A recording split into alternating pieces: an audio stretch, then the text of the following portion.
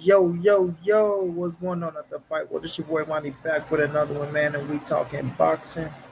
We got a couple interesting topics to cook up on,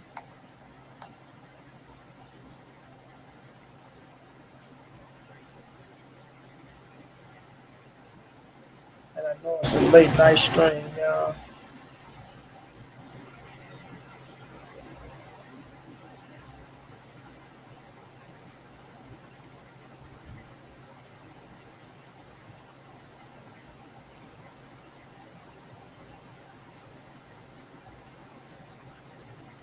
Baby Quan, what's going down, fam? How you feeling, champ? Smash the like when the shot come in, y'all. Smash the like the shot come in. I was gonna hold off to the morning,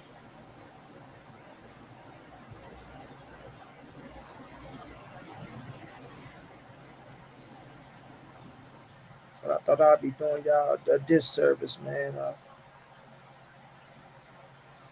My brother Jake Cooley, what's going down, bro? Rich Nacho was going down. Sports would have knocked them. That's right, Rich. Nate was going down, fam.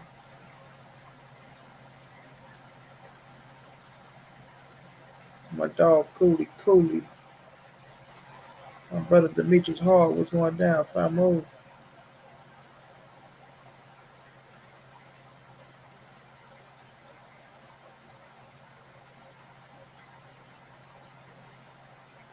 y'all smash the like button, shot come in, y'all.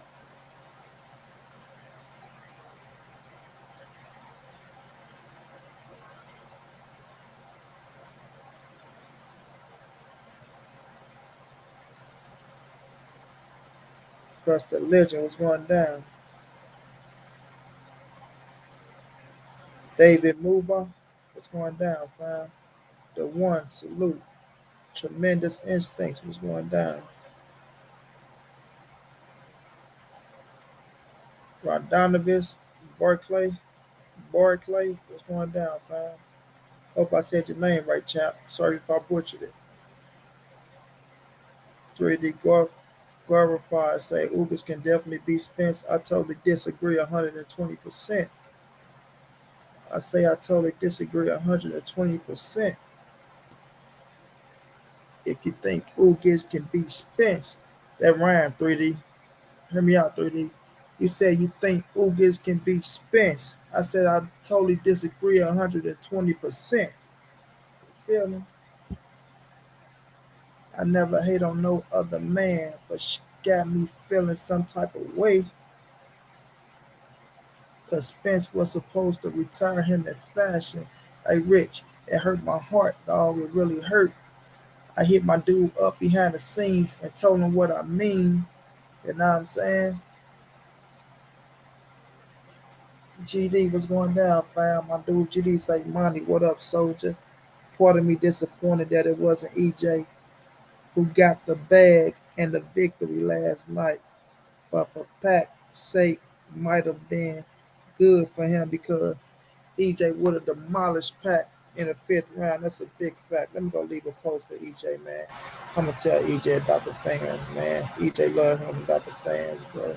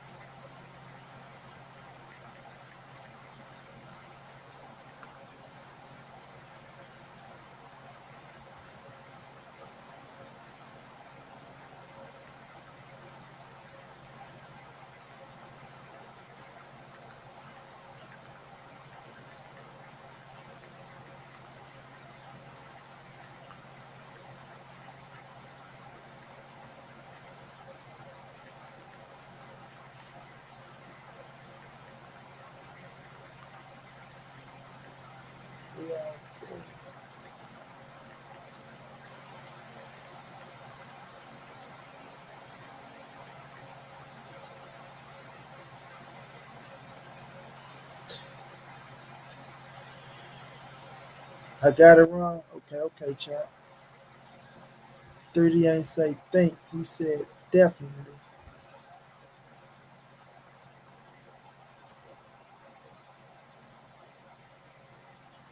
You hear me? Like it's a go, baby Quan Quan. You hear me?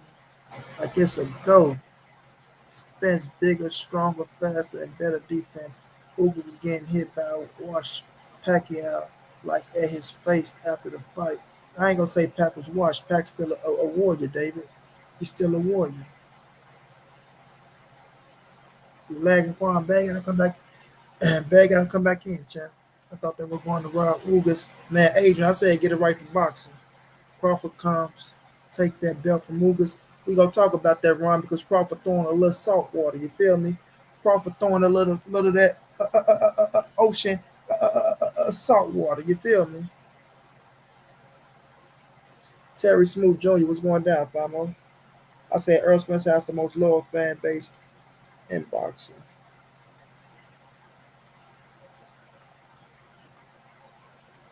That Earl Spence has the most loyal fan base in boxing. It's an honor to be among the group. We all feeling the same way. For Champ,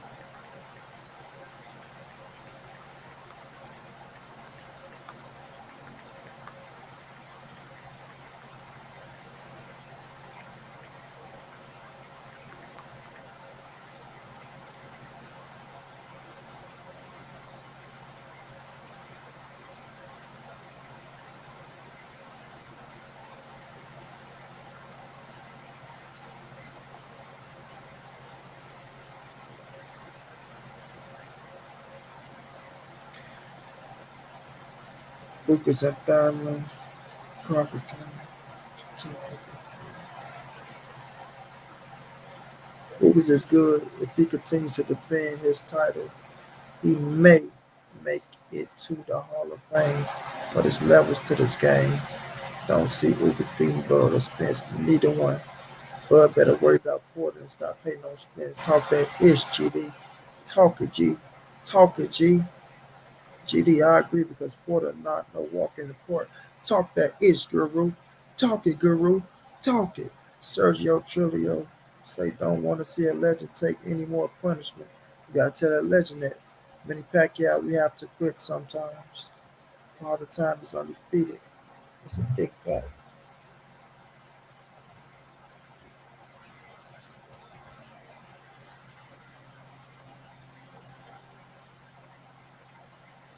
That's a big fact, y'all.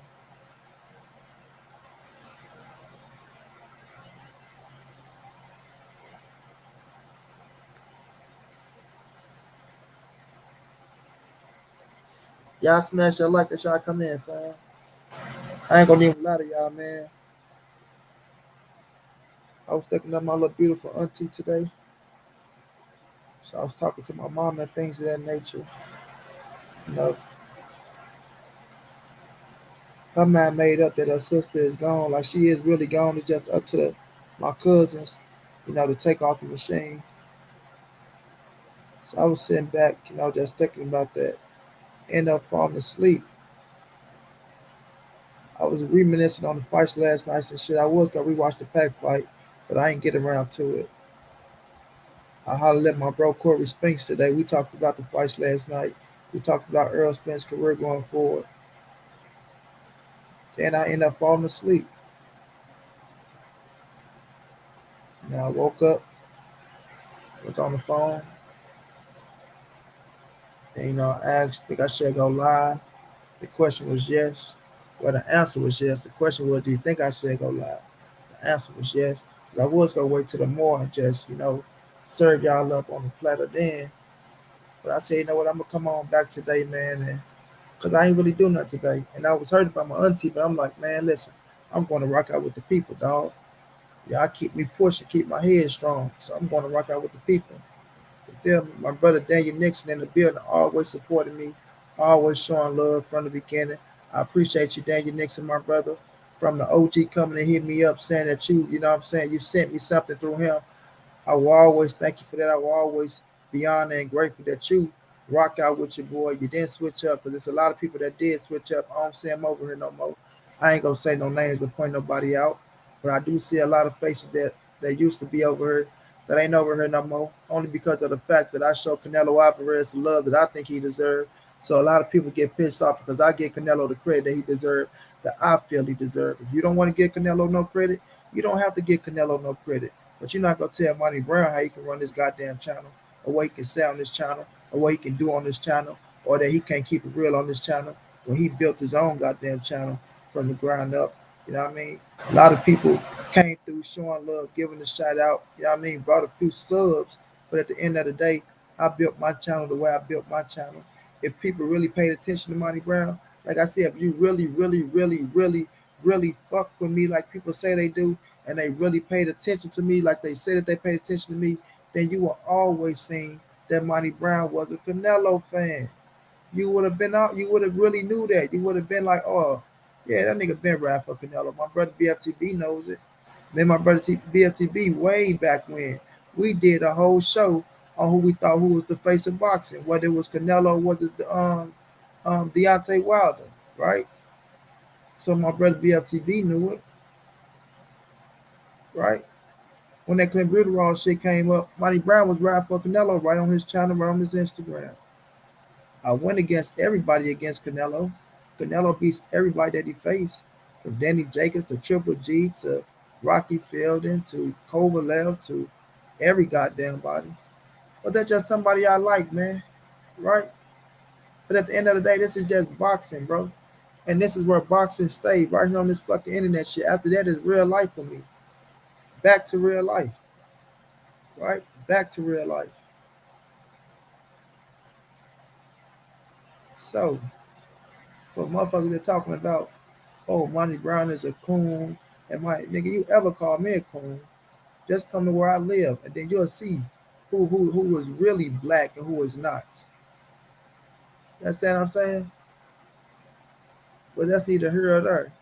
I'm gonna get credit where I think credit is due, and this motherfucker black will be on me until my casket drop, and I'm gonna wear it proudly, and I'm gonna represent it proudly until I die. Feel me? So that's just what it is, dog.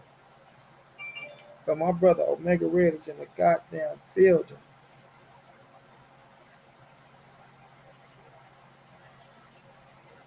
My brother Omega Red is in the building.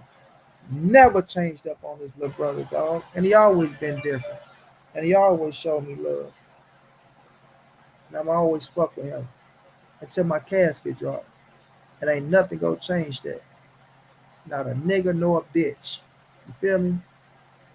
Not a nigga nor a bitch. And that's Trill. And Adrian Dones, I appreciate that, my brother.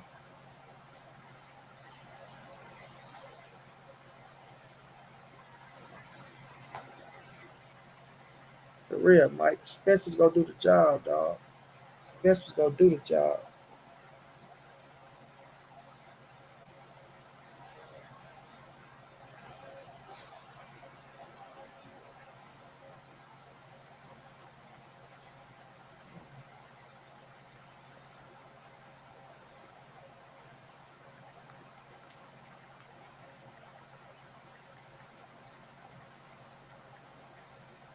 Hey, my brother, yeah,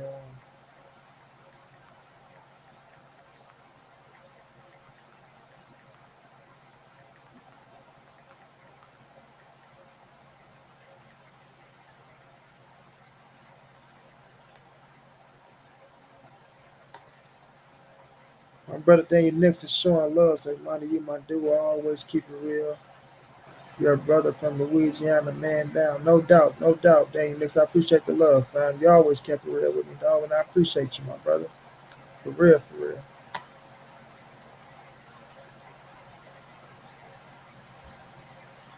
Do you know that Southpaw guy, Southpaw boxing guy? He talks about boxing.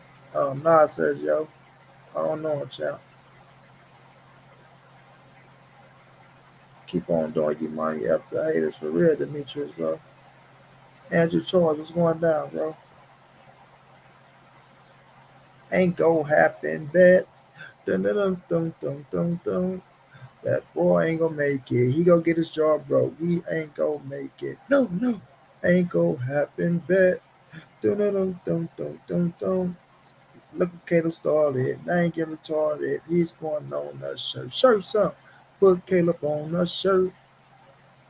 And the new super middleweight undisputed champion, Canelo. Heavy hand Alvarez. That's right, back. Get it right. Get it right. Get it right. Get it right. Dun dun dun dun dun. Dun dun dun dun dun dun. Dun. Ain't gonna happen. Caleb getting knocked the fuck out. Knocked out. Caleb getting knocked out. Dun dun dun dun dun dun dun. Go get his jaw broke, dog. He gonna look after that go be so hurt. He's getting knocked out. Dun dun dun dun dun dun. Miguel Reyes, what's going down, bro?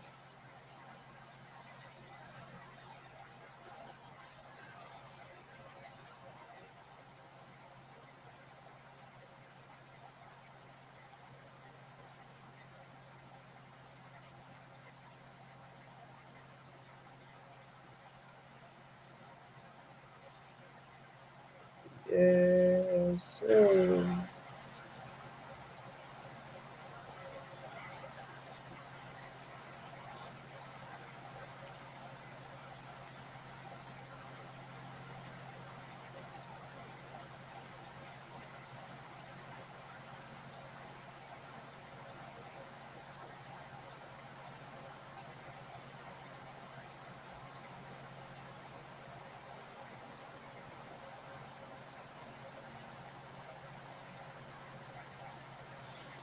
Y'all smash it like when the shot come in, fam. You got a good show. I was gonna do the show tomorrow, bro. I really was, but you know, I'm gonna go overboard. I'm gonna be going to 12 tonight, so I'm gonna be stepping on a few toes. I'm gonna be stepping on a few toes. No, it is what it is. The game is the game. Plan is the plan. The lane is the lane. The fam is the fam. I woke up, felt a little good, feel better than I was feeling earlier. I said, I'm gonna do this shit. You feel me? One legend already fell. Time for another to bite the dust. Oh, so you call Canelo a legend, man? Oh, that just admitted Canelo is a legend. That's a bingo. That like that boy said off of like that boy said off of I don't know if y'all never saw that movie, Inglorious Bastards, bro. Inglorious Bastards, bro. I don't let y'all hear that. That's one of my favorite movies, bro. Dominique the Cotto.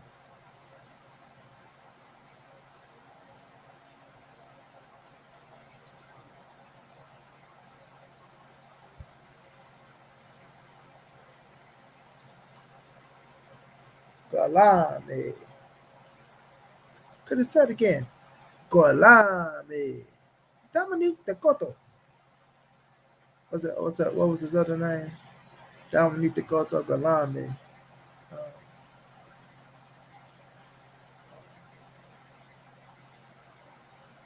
the kid from Tennessee stepping up to the plate only to strike out.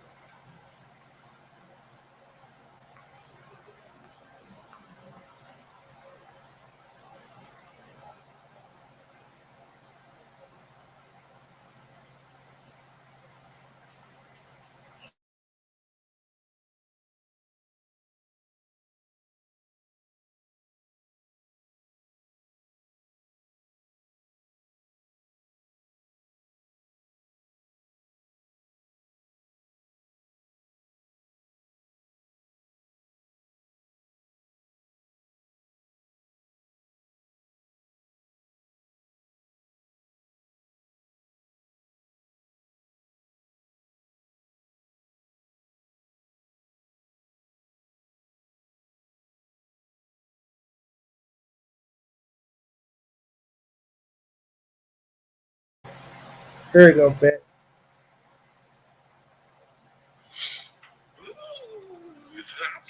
Bingo.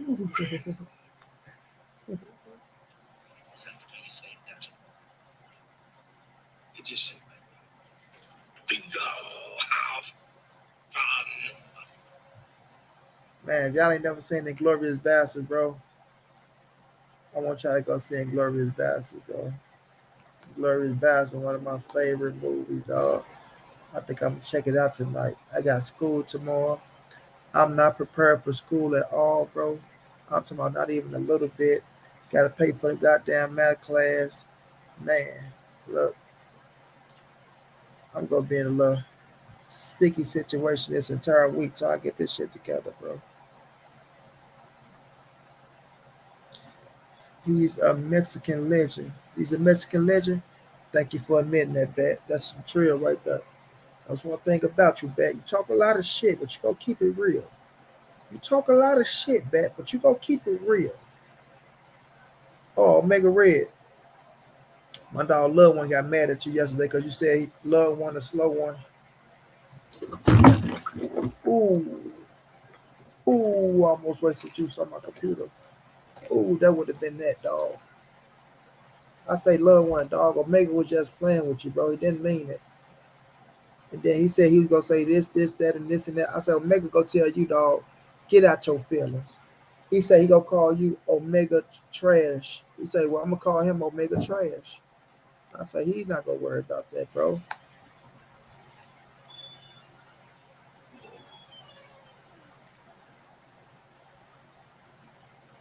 Oh, what's up, Kiwis?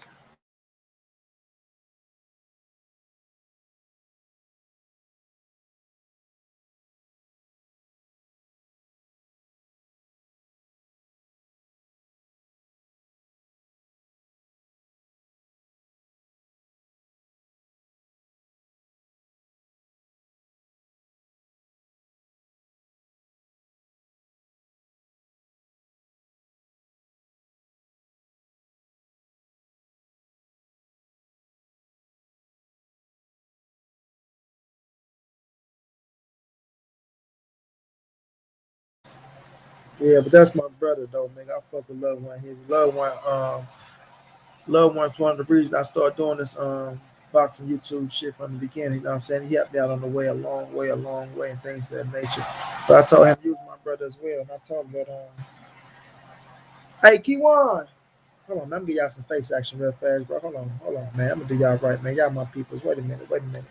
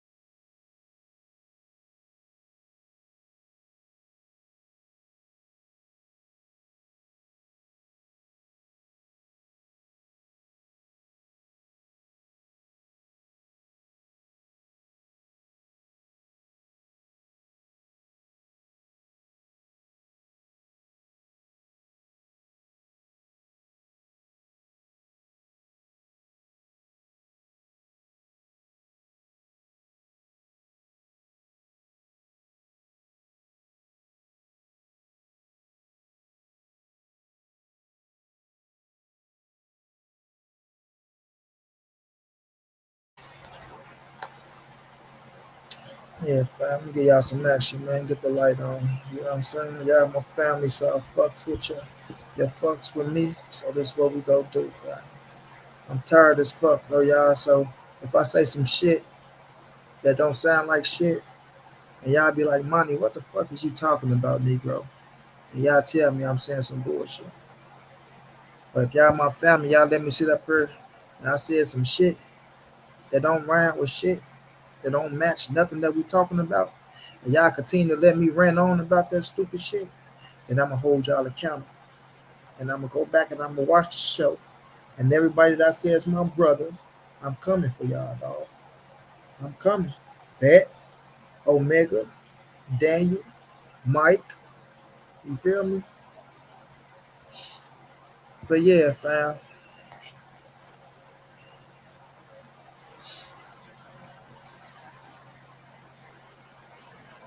Justin Hawkins, what's going down, my brother? How you feeling? How you feeling?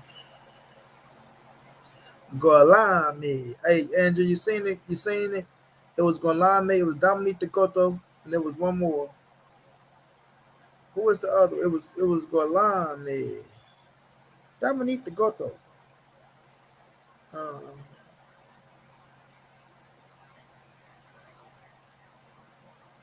Margarete. Yeah, there you go, Andrew. Could you say it again? Margarete. Oh, that's my movie, man. The Jew bear killer, the bear Jew killer, one of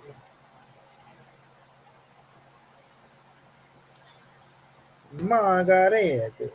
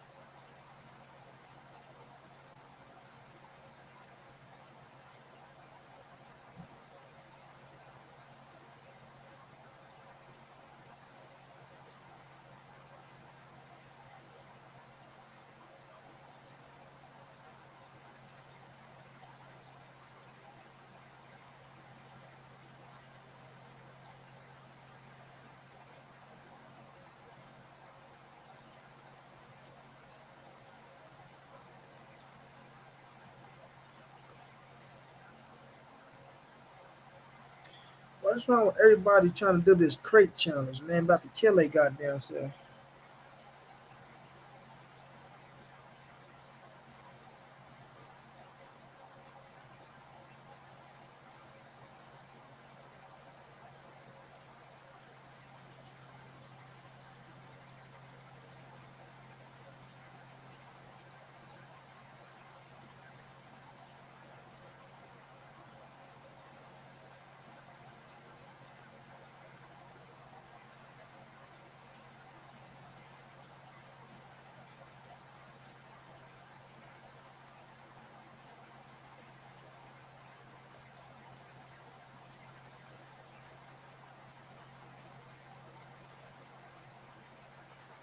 My brother Dominique Horton, what's going down, champ? How you feeling? November the 6th is going down. Canelo will be crowned. Crown, crown, crown, crown. November the 6th is going down. Canelo will be crowned. Crown, crown, crown, crown. Batman go cry. He go ask all the people why. Canelo hit Caleb in his eye and broke his fucking eye socket. Broke the orbital bone and left that man home alone with his wife. And it ain't nothing nice. Chest height. Great fights last night. Yes, it was, Dominique, my brother. You ain't lying. What the is a great challenge? People are sheep. Do anything anyone tell them to do. Man, I'm like, what is wrong with these people, bro? And they really all trying to do it, bro. Like, bro. And then they see everybody falling, fucking themselves up. Like, okay, keep playing. Keep playing. Y'all motherfuckers gonna be sitting on the side of Money Brown, boy. Let me get my brother Yayo up in here, man. That Yayo talking shit as a Cuban. I told him I was gonna bring him on.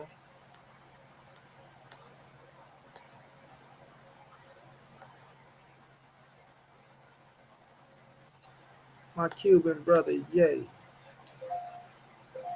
My Cuban brother, yay, yo. My Cuban brother, yay.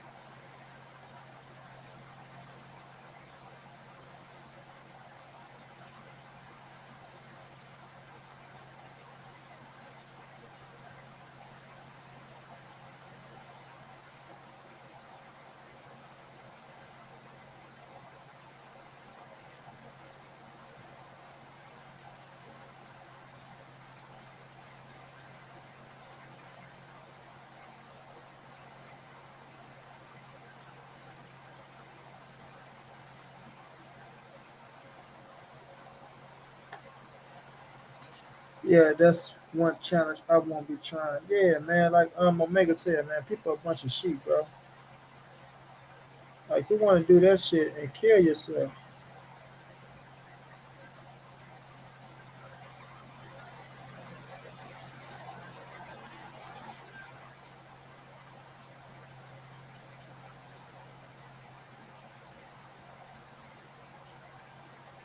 Like, somebody gonna be sending their ass in a wheelchair in a minute. School of skills was going down, bro.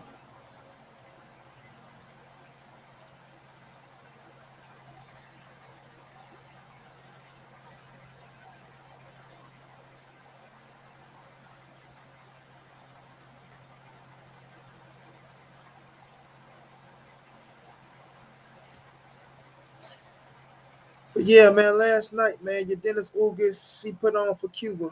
You know what I'm saying? He put on for Cuba.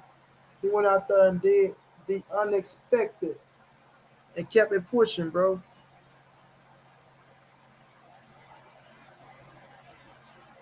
Facts, Omega. But I bet you nobody gonna want to do that challenge. They ain't gonna want to do the common sense challenge.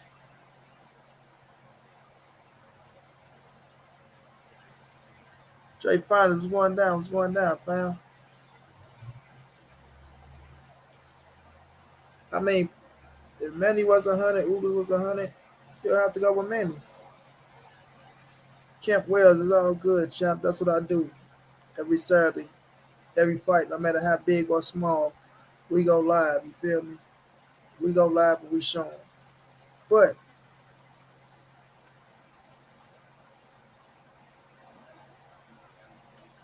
Ugas went in there, bro, and did this thing. You feel me? I supposed to watch the fight over to get a real good glimpse of it, but I end up doing it either tomorrow or sometime to really, sit down and study the fight. But Ugas made history, bro. He made history. Now we gotta give him his just due. And now that everybody said he wasn't a champion because he didn't win the title from Manny Pacquiao, now he went out there and he won the title from Manny Pacquiao, right? So now he is really the official 147 WBA Super World Champion, bro. You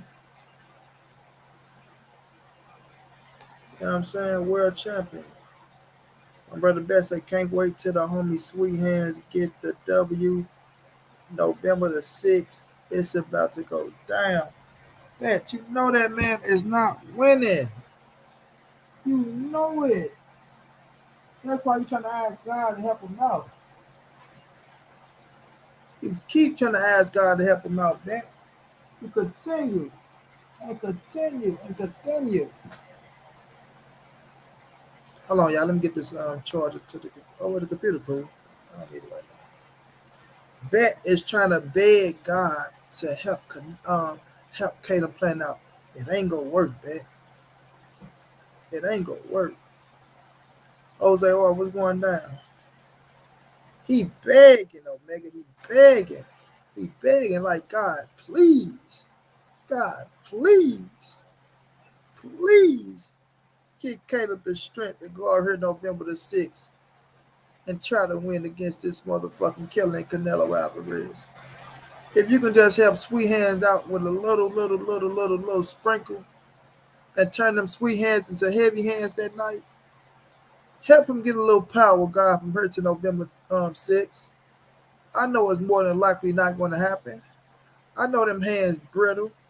I know that boy can't bust open a bag of sand or bust open a bag of salt. But God, get this man a strength. Help him out. Help him out. Help him out. Good night for boxing. They didn't rob Ugas. Yeah, they gave the right man a call, the guru. You know what I'm saying? EJ got overtrained. Derrick James and Blu-ray worked him too many, caused the eye injury. Nah, school the skills. That don't even sound right. That don't even sound right. What you mean he got overtrained?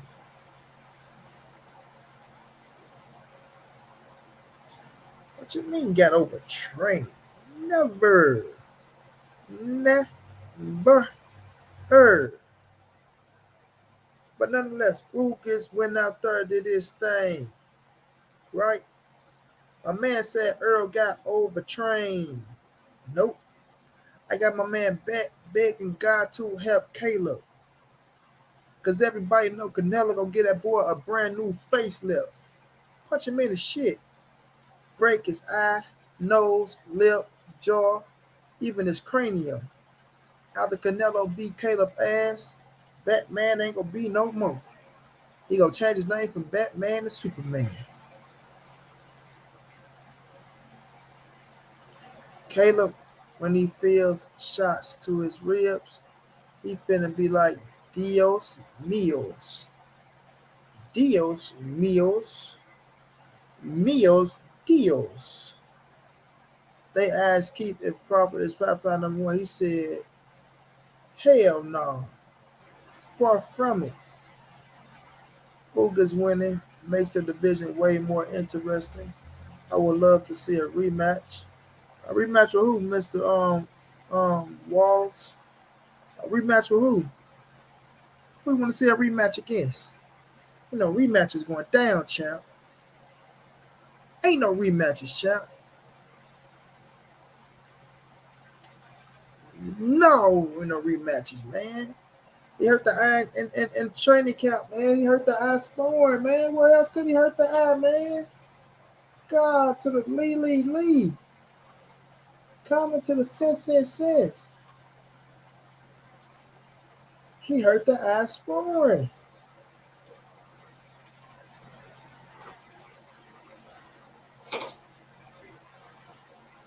But Ugas did his thing, bro. You know what I'm saying?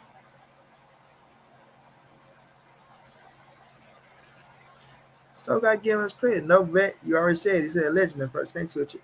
Can't switch it up, bet. Can't switch it up now. You said legend. Legend. Legend. Legend. But man, look, Ugas did the impossible. A lot of people that think Ugas can go in there and lay down law like that, right? He laid down law. Boy, that sounds so stupid. If he hurt it sparring, then he overtrained. How he overtrained by hurting his eye sparring? So if you going to spawn and somebody clock your ass in the eye because y'all banging it out, you overtrained. Well, that don't even sound right. Cut that silliness out. William Tybert said, I think Ugas and Spence would be a better fight. It's gonna be a good one. Caleb Plant would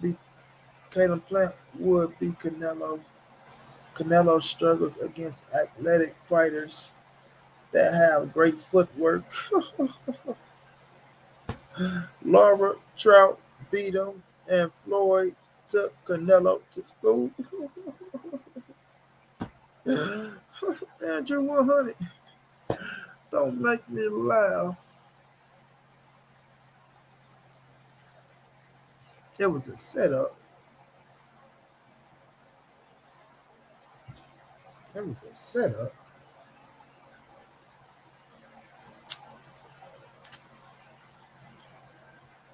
You gotta give props to Ugas. He did it. Pac-Man this time to hang up the gloves. Sebastian.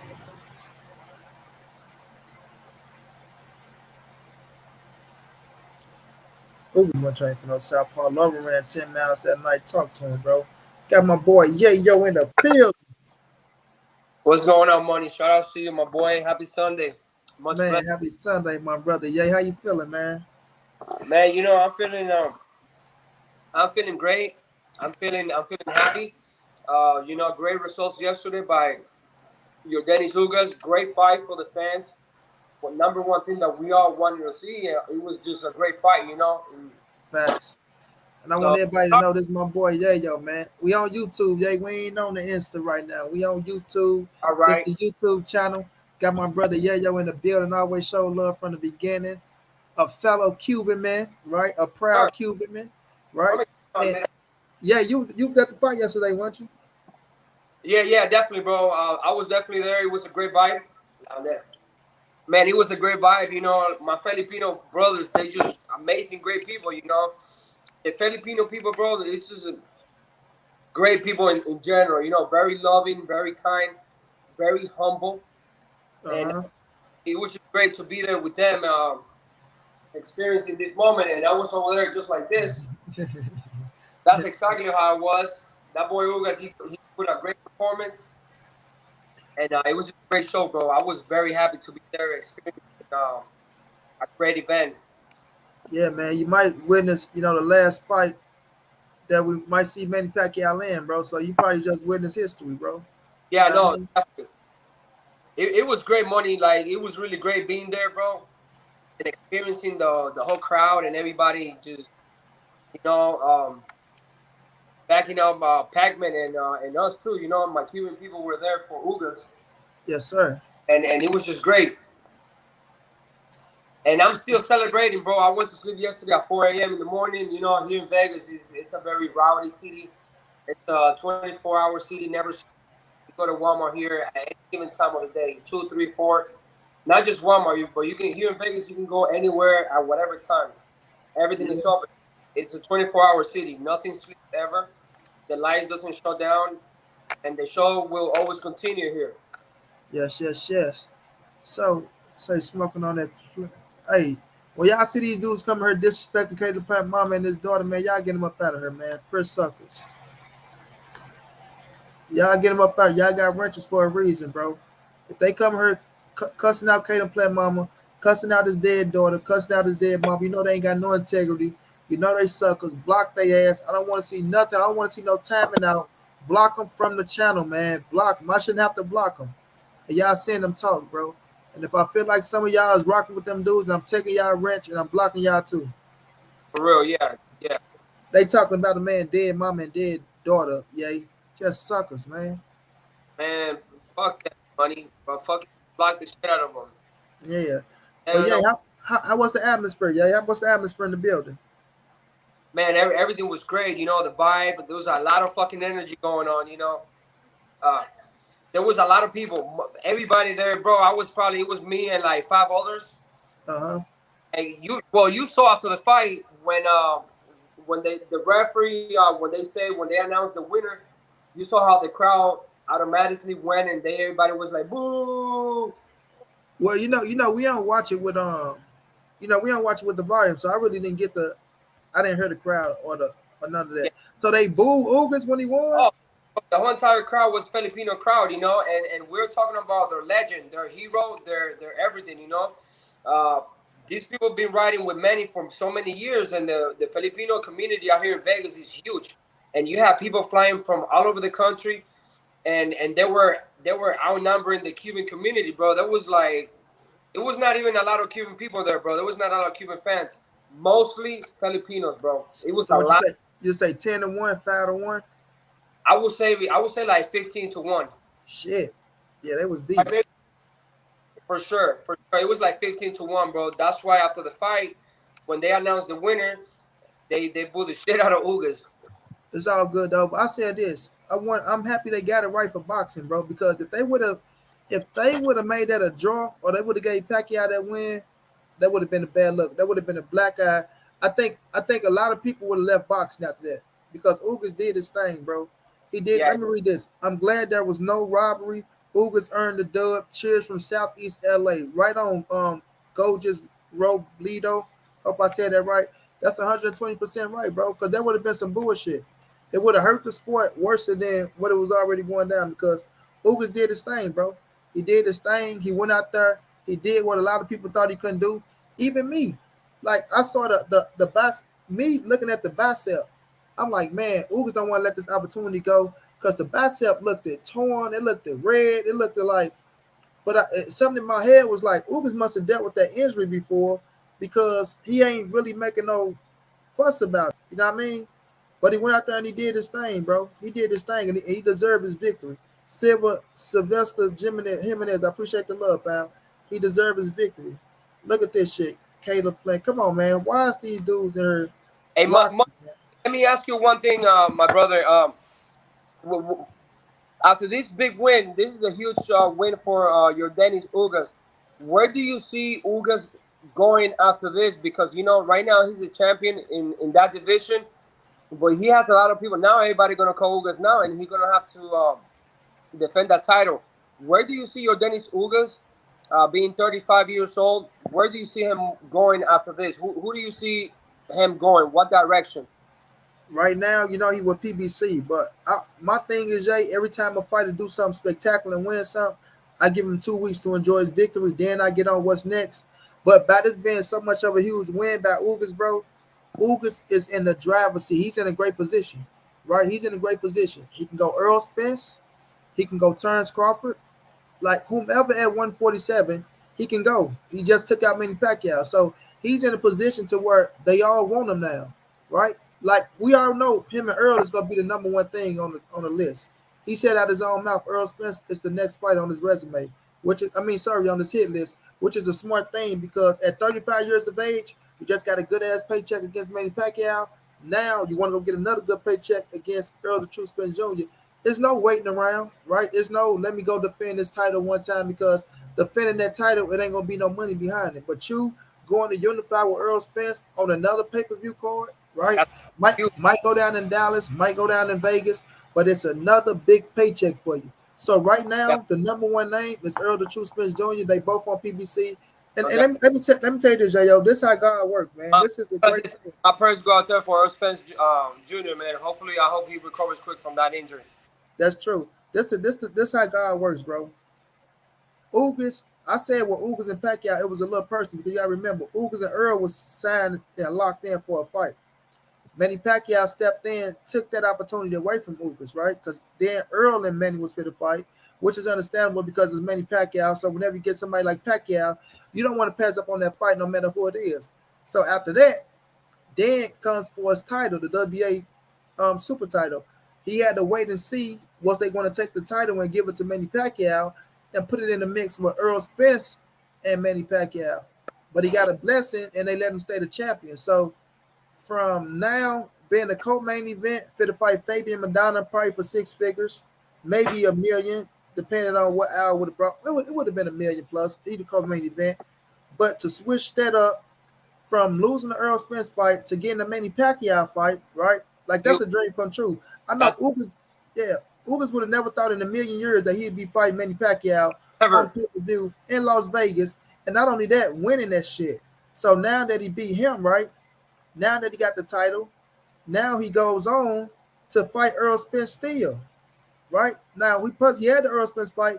Now it double backs to him, and now you beat Pacquiao. Then you get Earl Spence. Man, it can't get no better than that.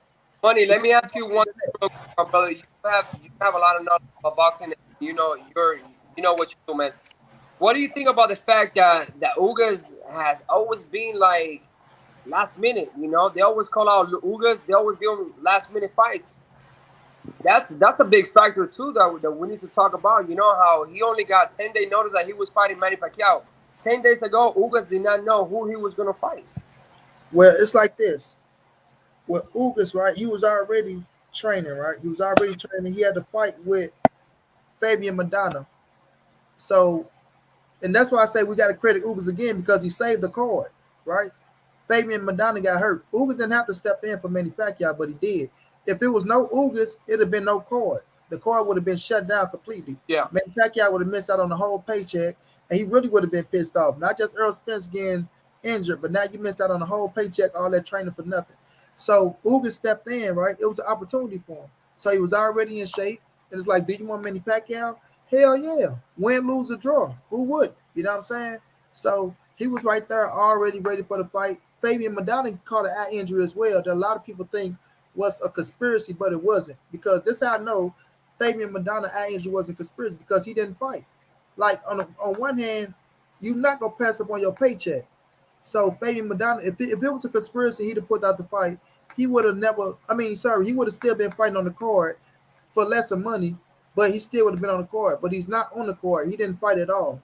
So for him not to fight, it shows that he got an injury. But for us Ugas taking that fight on the last minute notice, it's an opportunity of a lifetime, and it's one that nobody will pass up on. But yeah, at the yeah, end of the day, he saved the card also. He saved it because if Ugas wasn't in shape, if Ugas wasn't fighting, Ye, the whole card would have been scrapped. Because I don't think you would have found nobody else that you could put in position to fight Manny Pacquiao. And by Ugas being a champion, by him yeah. being a champion, that was another blessing too. My bro Matt, what's going down, Red? Yeah, Ugas, bro, he came in and he did his thing, and now he just opened up a whole lot of doors. But now he's gonna have to back it up, and there's a lot of people in the division that are gonna come after him. I want to see a rematch. I want to see Sean Porter get in there, and I do want to see the rematch. That's Mm-mm. one thing that because a lot of things happened in that first fight when they fought. It was a lot. It was a very controversial fight, and I want to see that fight, money. I'm gonna tell you why it's not gonna be Sean Porter because Earl Spence brings more to the table, Definitely. right? For Sean, he brings more to the table than There's Sean Porter. Like, no with Ugas winning this fight, bro. We just gave so much more life to boxing, to that division of 147 pounds, the welterweight. We just like gave it so much life because right now this just set up a whole lot of fights. We want to see another Sean Porter fight. Kid Thurman has been calling Ugas for a long time. uh-huh. There's ready for whatever, and there's a whole lot that we want to see us the fans over here. So we brought a lot of life back into that division. Yeah, let me read these super chats real fast. Right? It say Ugas can fight Thurman or the winner of Porter and Bud from Prada Pierre. Then he said Ugas got his vindication for the Porter robbery, 100. Prada Pierre, thank you so much for the super chats, my brother. Much love, much appreciated. Thank you, But bro. Ugas going to fight Earl Spence. Ugas not worrying about Porter. Ugas not worrying about Thurman because you got to think about it. To fight Porter, to fight Thurman is to be taking a step backwards. And Yeah, not my saying brother, but that's definitely not gonna be up to Ugas. Ugas has no control. That's gonna be up to the division. What they no, want no, to. no, no, no. It's up to Ugas now. Yeah, you got to understand. He put himself in position now. Ugas is a world champion, solidified stamp. He just beat Manny Pacquiao. He has to say so. Like when you were Al Heyman, I'm gonna say this too. So just so everybody can know, Earl Spence has to heal. So he do has to be back in a timely manner. So if his eye injury keeps him out longer than expected, then okay, I can see the Sean Porters, the Thurmans, the Bud Crawfords lined up then. But if Earl Spence makes it back in a timely manner, bro, if you ask your Dennis Ugas, nobody is coming before Earl Spence. Nobody. You're not passing up on that money. I feel you, homie. The win would have did a lot more for Earl. Oh, that's a fact. That's a fact. Even Bud. Even Bud. I don't want this to be um,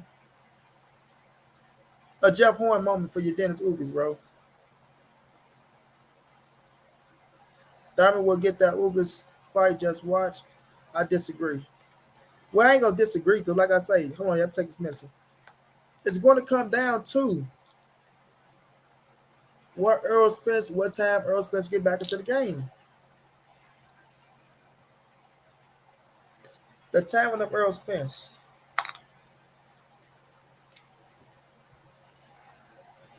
That's what it's gonna come down to. It's up to Earl recovery. There you go, Prada. It's up to Earl recovery. It could be up to March. That's a fact, Crowder. That's what it comes down to. Earl Spence recovering, bro. If Earl Spence recover in time, your Dennis Ugas, Earl Spence, unification bout, 3 titles, pay per view, maybe Dallas, maybe Vegas, right? But Earl Spence is most definitely next for your Dennis Ugas if you make it back healthy.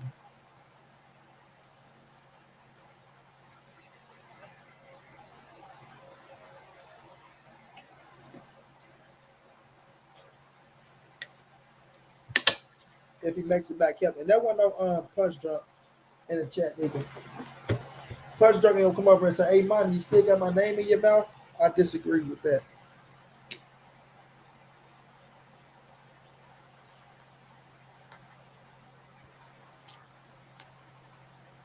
My brother Proud of Pete, thank you so much for that super chat, bro.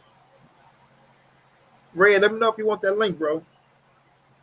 And I'm never dropping the link in the chat, y'all. I'm never dropping the link in the chat because you got these cats running around here, you know, getting people channels took down, putting up man's Peters on the screen.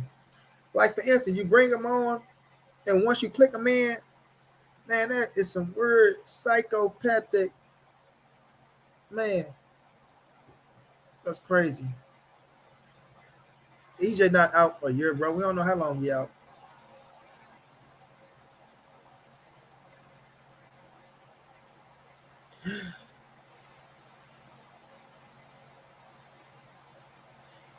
Ugas not fight Jamal James.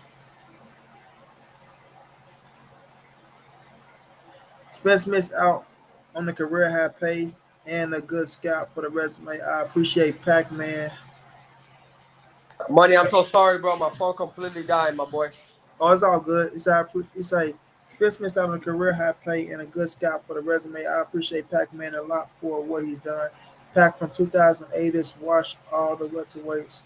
Well, this ain't no Pac from 2008. How you doing, beautiful queen? How you doing? How you doing? This is no Pac from 2008 ish. None of that. This is Pacquiao from 2021. We can't go back. Everybody love to say that. Oh well, if this was Pac-Man from 2000, nah, it's not, bro. He's in a different era. If, Definitely. yeah, we got to stick to where we at now. Hey, bro, Pac-Man, he's 42 years old. He gave us so many great years of pure entertainment. I grew up Mm-hmm. watching the real boxing. I grew up in 1998 and up watching the real fights with Manny Pacquiao and the true Mexican warriors. And it was a war always, all the time, Pacquiao and Marquez. That's the type of boxing that I grew up watching. Uh huh. Those type of fights. And seeing Manny Pacquiao like that, bro, like he's a living legend. And all the respect and all the love for my Filipinos and for Pac-Man. We all love Pac-Man. I'm Cuban. I was riding last night for Ugas, but my heart, Manny's always gonna be in my heart no matter what. I love Pacquiao, bro. I love Manny, and I'm always gonna love him. Fact. That's what I say. Yeah, if you're a fan of boxing, bro, and if you ain't got no love for Manny Pacquiao, then you ain't a boxing fan. Because I think Exactly, my brother. that man that Exactly. man will fight Exactly. anybody, anytime, any place, anywhere, bro. And That you was gotta just an honor, how that man carried himself even after the fight, how he goes up there and he talked from his heart and he gives all the respect and the love to Ugas, that's just amazing, brother. That's one thing that is amazing in this life. hmm Having people like that, he's a real example outside and inside the ring. He's a real true example. That's why I get all the love he get, yeah. That's why I get all the love that he get, bro. And that's Yeah, why he he's gonna does, bro. continue. That's why I call him a legendary champion. I don't think I'll just call him a Hall of Famer. Manny Pacquiao. It'll never be another Manny Pacquiao, bro. 8 division world champion, Filipino icon, senator, on the way to try to be the president, Our right? congressman, yes. Yeah, come from the like he come from the dirt for real, He like comes from nothing. from nothing, bro, from nothing. Like that's crazy, bro. When you say he come from nothing, like he said, he went nice without even eating to probably being the damn president of the Philippines, bro. If that ain't a story, I don't know what is, bro. I don't know what is. My brother My Jason brother, Thomas, appreciate Money. that, huh? Um, you know, I surround myself with a lot of Filipino brothers. ex co-workers, ex friends. There's the Filipino community is real big out here in Las Vegas.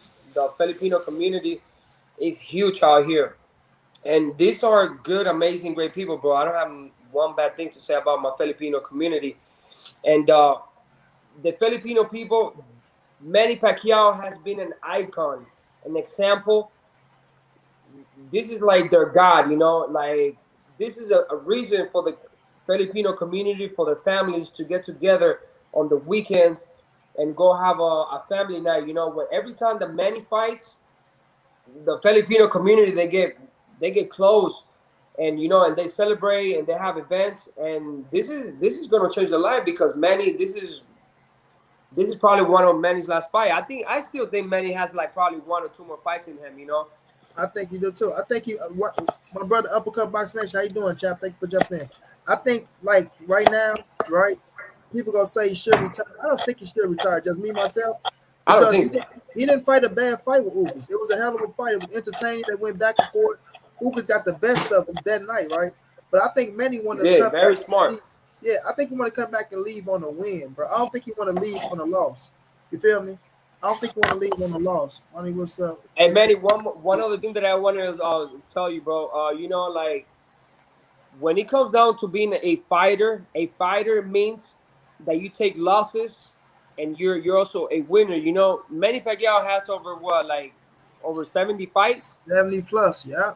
70 plus fights. You know, and that man to me, he's gonna go down in history, bro, as the fucking like as someone who always put in that work. You know, not being scared or cherry picking. He has always fought. He got his L's. He got his wins, and that should be an example for the sport of boxing. You know, now everybody's trying to chase after no L's, Uh-huh. but L's, when you take those L's, that makes the person that you truly are. You know, you have to be able to take the L in order for you to grow, in order to be a fighter. You know, in order for you to be a fighter, you have to have those L's. If it happens, right? I I always say I this, don't man. understand why we want to go undefeated. You know, like I don't like the fact that Floyd has been preaching that, bro. You know, I don't think it's the right thing. No. This how I go, yay. I don't praise the O neither, right? Sometimes people praise the O, and I tell people it ain't that you lose, it's how you lose, right? And we seen Hall of Fame fighters. I tell people this all the time. Go look at all the Hall of Fame fighters, even the ones that people call the greatest of all time. None of them got an O on their record. All of them took losses, bro. But Exactly, bro. if you can go undefeated through your whole boxing career, that's a blessing. Kudos to you, right? You're a bad motherfucker. But it ain't that you lose; it's how you lose. That's why I be telling people, the the fight fans today are fickle, bro. Like they praise the oh, they look at oh, if you take a loss, oh, you're nobody, you're done. No, man, that ain't what it is, bro. It's how you lose because in the mix, it could have went either way. For instance, Ugas Porter, right? It could have went either way, right? Yeah, Even yes, though he sir. took a loss, it doesn't mean that he really took a loss. He gained fans through that, but it could have went either way, bro. That's what I'm saying. The fights can be so close to where you want to see a rematch, but people look at that shit as, oh, you lost, you're done. So I don't look at it that way. But yeah, I want you to touch on what you touched on earlier, bro, because we got a bigger audience right here now with the situation that's going on in Cuba. Because I watch all that shit, and then you was telling us about Ugas and what the 54 stand for, and Aurelius Chapman, yeah, one of the hottest baseball pitchers in the game. But let them know, Yay, what's going on in Cuba, bro, and touch on Ugas a little bit more so they can get a glimpse of like All why it's right. so. Well, let me break it down for you, my brother, and I want to say hello to everybody who's watching this. You know, I've been riding with Money the Rider for years already. You know, like I've been writing. I've been. I know like all the other websites on Instagram, and I've been telling you. I'm gonna tell you one thing. I've been writing with Money the Rider for years, and For Money always keep it real. There's a lot of people always gonna want to hate on my boy Money. But Money, me and him, we got into it before about fights and this and that. But that's his opinion, and I got mine. And at the end of the day, Money's a real fucking rider. You know, if there's someone here that always keep it real, 100%, and I don't give a fuck about what people said. You know, there's a lot of like opinions, and everybody always gonna have their opinion, and that's okay because you're entitled to your opinion. But at the end of the day, that's his fucking channel, and he run the show however the fuck he want to run it. You know. facts. Let me tell you guys one thing. Let me break it down like this. Yordenis Ugas, a few years ago, I've been following Yordenis Ugas. for a long time since he was in the Cuban Olympic team. Yordenis Ugas was never a gold medalist. He was a bronze champion for Cuba. He was never a gold medalist. That's why he never went back into the Olympics, because in Cuba it's either you win gold or you don't win nothing. It's either gold or nothing. Hmm. Anyways, Yordenis, after that, after the Olympics, Yordenis Ugas, he knew he had no more future in Cuba. So he tried leaving Cuba a few times. 3 times he tried leaving Cuba, and then he got put on behind jail. He went to prison because he was not trying to live in Cuba. Hmm. Cuba is an island like this, and Cuba is a prison. The country of Cuba is a prison, it's an island. And if you don't believe in the government, if you have one bad thing to say about the government, your ass gonna go to jail. Your ass gonna go to prison. You're gonna get an ass beat. They're gonna crack your head in order for you to understand the point. Especially when you're a superstar. When you're a superstar or an artist, a singer, you know people, you have movement, whatever you say, a lot of people is going to listen to whatever you're saying. And your Dennis Ugas, he made the Olympic team. He was never a gold medalist. But anyways, when your Dennis Ugas tried leaving the country for a few times, he got put behind bars, and he was in prison for like 3 or 4 years in Cuba, and Shit, just for the fact that he was trying to leave the country. man. And the same thing happened to the pitcher of the New York Yankees. Ariodis Chapman, number 54. Uh huh. Ariodis Chapman, when he was in Cuba, the same thing happened. He was the fucking hottest shit. He tried leaving the country a few times on a boat, on a raft. We're talking about someone that makes $180 million, a Hmm. contract with the New York Yankees, bro. In Cuba, when you come back to Cuba with your gold medal, bro, money, I'm telling you, they're gonna give you a bicycle. Hmm. They're gonna give you some onions like this, Uh huh. some 2 pounds of rice and 3 pounds of beans. That's Cuba right there. That's the reality of living in a third world country. Okay. And your Dennis Ugas, he knew the talent that he had, him being such a fucking great, talented boxer, and he knew Cuba was not gonna offer him nothing more than 3 onions and 2 pounds of rice and 3 pounds of beans. So he decided to leave the same way that Ariodis, Ariodis Chapman, the pitcher for the Yankees, they left. Uh huh. When Ugas got to America, bro, he was on the streets. The reason why Ugas got number 54 on his trunk is because he's best friends with the pitcher, Ariodis Chapman. Uh So huh. those two are like this. They're best friends. They have been best friends Facts. for years. And Ariodis Chapman, he's a super millionaire. He made millions and millions of money. So much money, bro. He's one of the hottest pitcher ever. I don't know if you know a lot of if you Oh know yeah, him. baseball my shit. Yeah, Royals Chapman, man, that boy get up to like 108, like like 108, bro. That shit is unheard of. 108 miles, throw a ball 108 miles per hour. That's crazy, bro. He's really he's a shit when it comes to boxing. Well, he was the person that kept Ugas alive for years. When Ugas came to America, Ugas was on the streets. That boy didn't have money to eat. A few years ago, Uh nothing. huh. The only person that believed in Ugas was Areolis Chapman, the pitcher for the New York Yankees. Uh huh. And supported him, and they're best friends till this day. They're real good friends. Uh huh. And but the situation that is happening in Cuba right now, the reason why Ugas dedicated the fight to the people, when he say "Patria y vida," that means homeland and life. That means respect us, respect your 10 amendments that you have just because you are a human being. Like, respect me for saying whatever I want to say. If I want to say I don't like the president, I don't like the government, um, all of those things. So he's a civil right fighter. Okay. And let me tell you one thing, Money.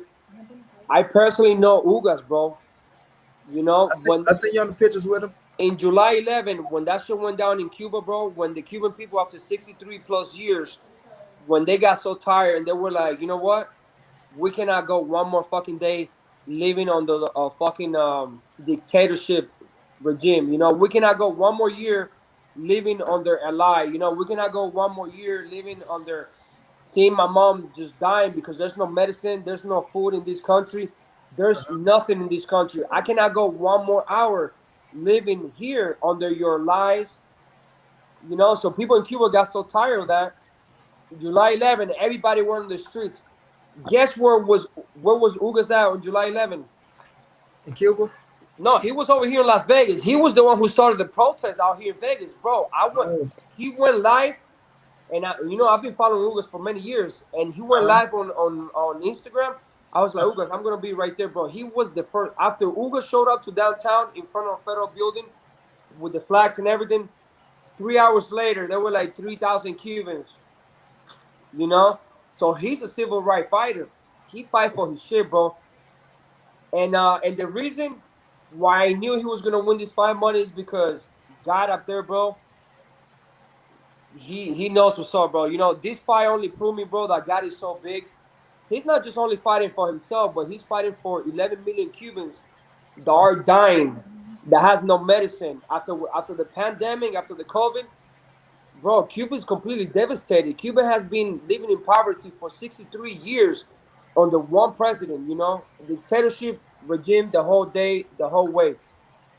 So, after 63 years with the pandemic, them living in poverty, the COVID completely destroyed Cuba, bro. There's like people dying from left to right. There's no medicine, there's no doctors, there's Uh-huh. no oxygen in Cuba. There's nothing, bro. Like, the media is not going to show you the reality, but I have family in Cuba, a lot of family, and I know the reality, bro.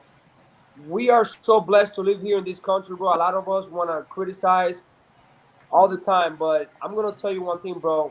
If we don't live in the number one, America's definitely top three in the whole world, and we go daily, bro. We wake up daily and we take that shit for granted. Yeah. But the reality is that a lot of Americans they do not know what it is to live in a third world country where there's no medicine, there's no doctor. Yeah. You're gonna work your ass off, and you're never gonna have food to feed your own family. You're not gonna have nothing. Uh-huh. That's why Ugas dedicated his fight to his country, bro, because it's crazy the shit that is happening in Cuba. Yeah, I seen it, man. What was the girl name over there? Yeah, something happened to a girl over there or something. I can't get her name, but I don't know if it was on your Instagram or somebody else's Instagram. Man, I forgot her name though, but I know they was hurt. They had There's a so many cases, money. I mean, I cannot go direct and express myself about one situation because uh there's huh. millions of situations, bro. It's Yeah. crazy. Get on YouTube and type, and you're gonna see the real shit that's happening in Cuba. In Cuba, if you live in Cuba, bro, the government they're gonna shut down everything. They're gonna take off your water, cut off your water for the whole island, Uh huh. electricity, internet. Do you know Cuba just had internet 3 years ago, bro?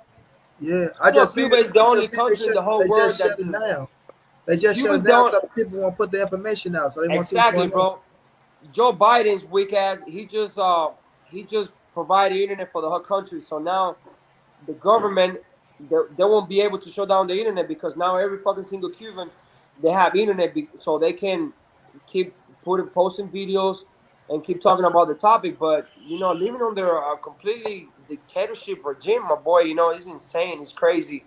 They cut everything off. Imagine you being at your house enjoying yourself with your family. You Uh just got huh. back from work and you don't know, bro. It can happen anytime. Oh yeah, I know. I It can know. happen anytime. Everything will be cut off. The water, you won't be able to take a shower. Shop. Yeah. Electricity. Imagine how we are right now and out of nowhere. It It just can go happen on. anytime. Boom. It's a blackout. They call it Right. blackout because that's exactly what it is. Right.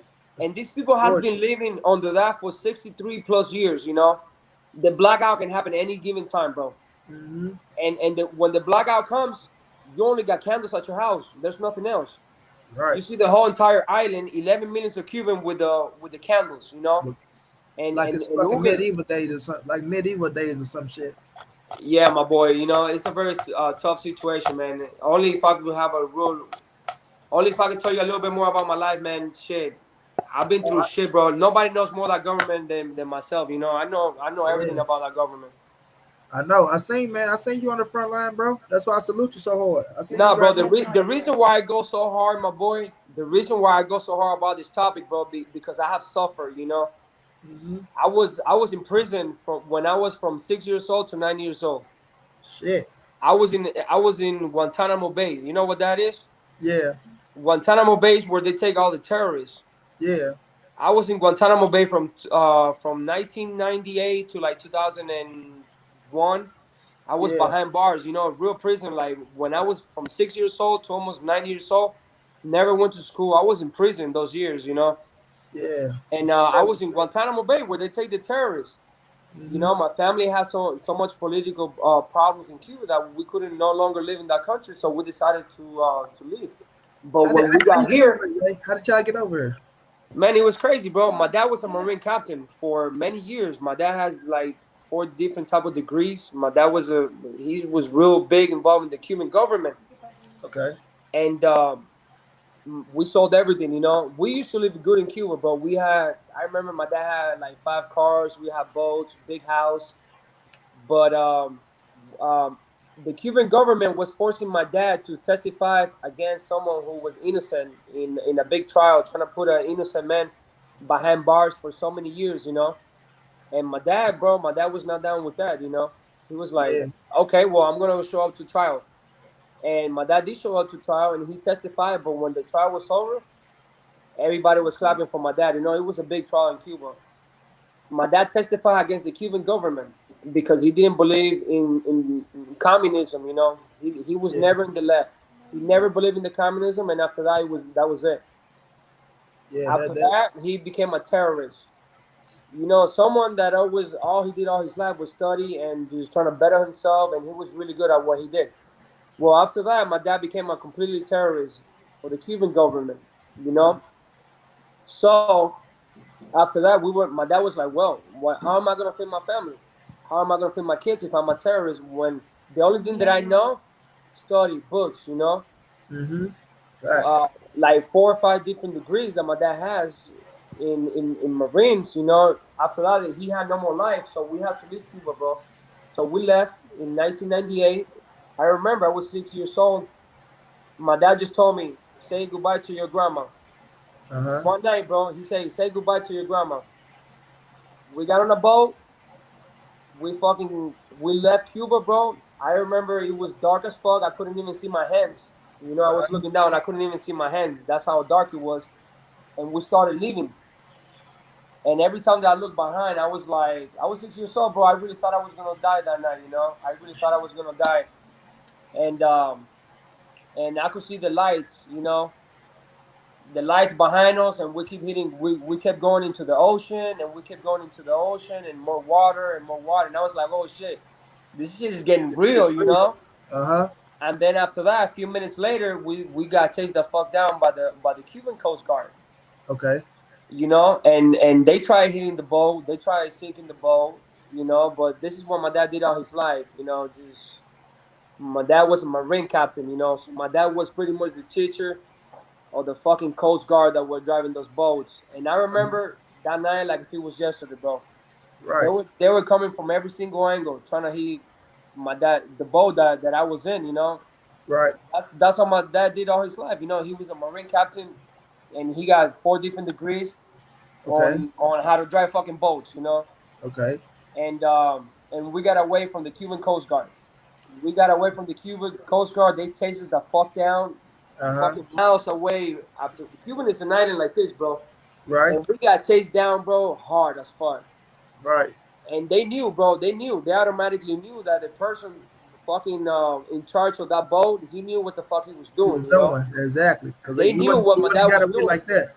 Right. We got away, but we got caught up by the USA Coast Guard because they called. They said, "Well, we got this ship leaving Cuba, and uh, and they called the USA Coast Guard, and we got reported.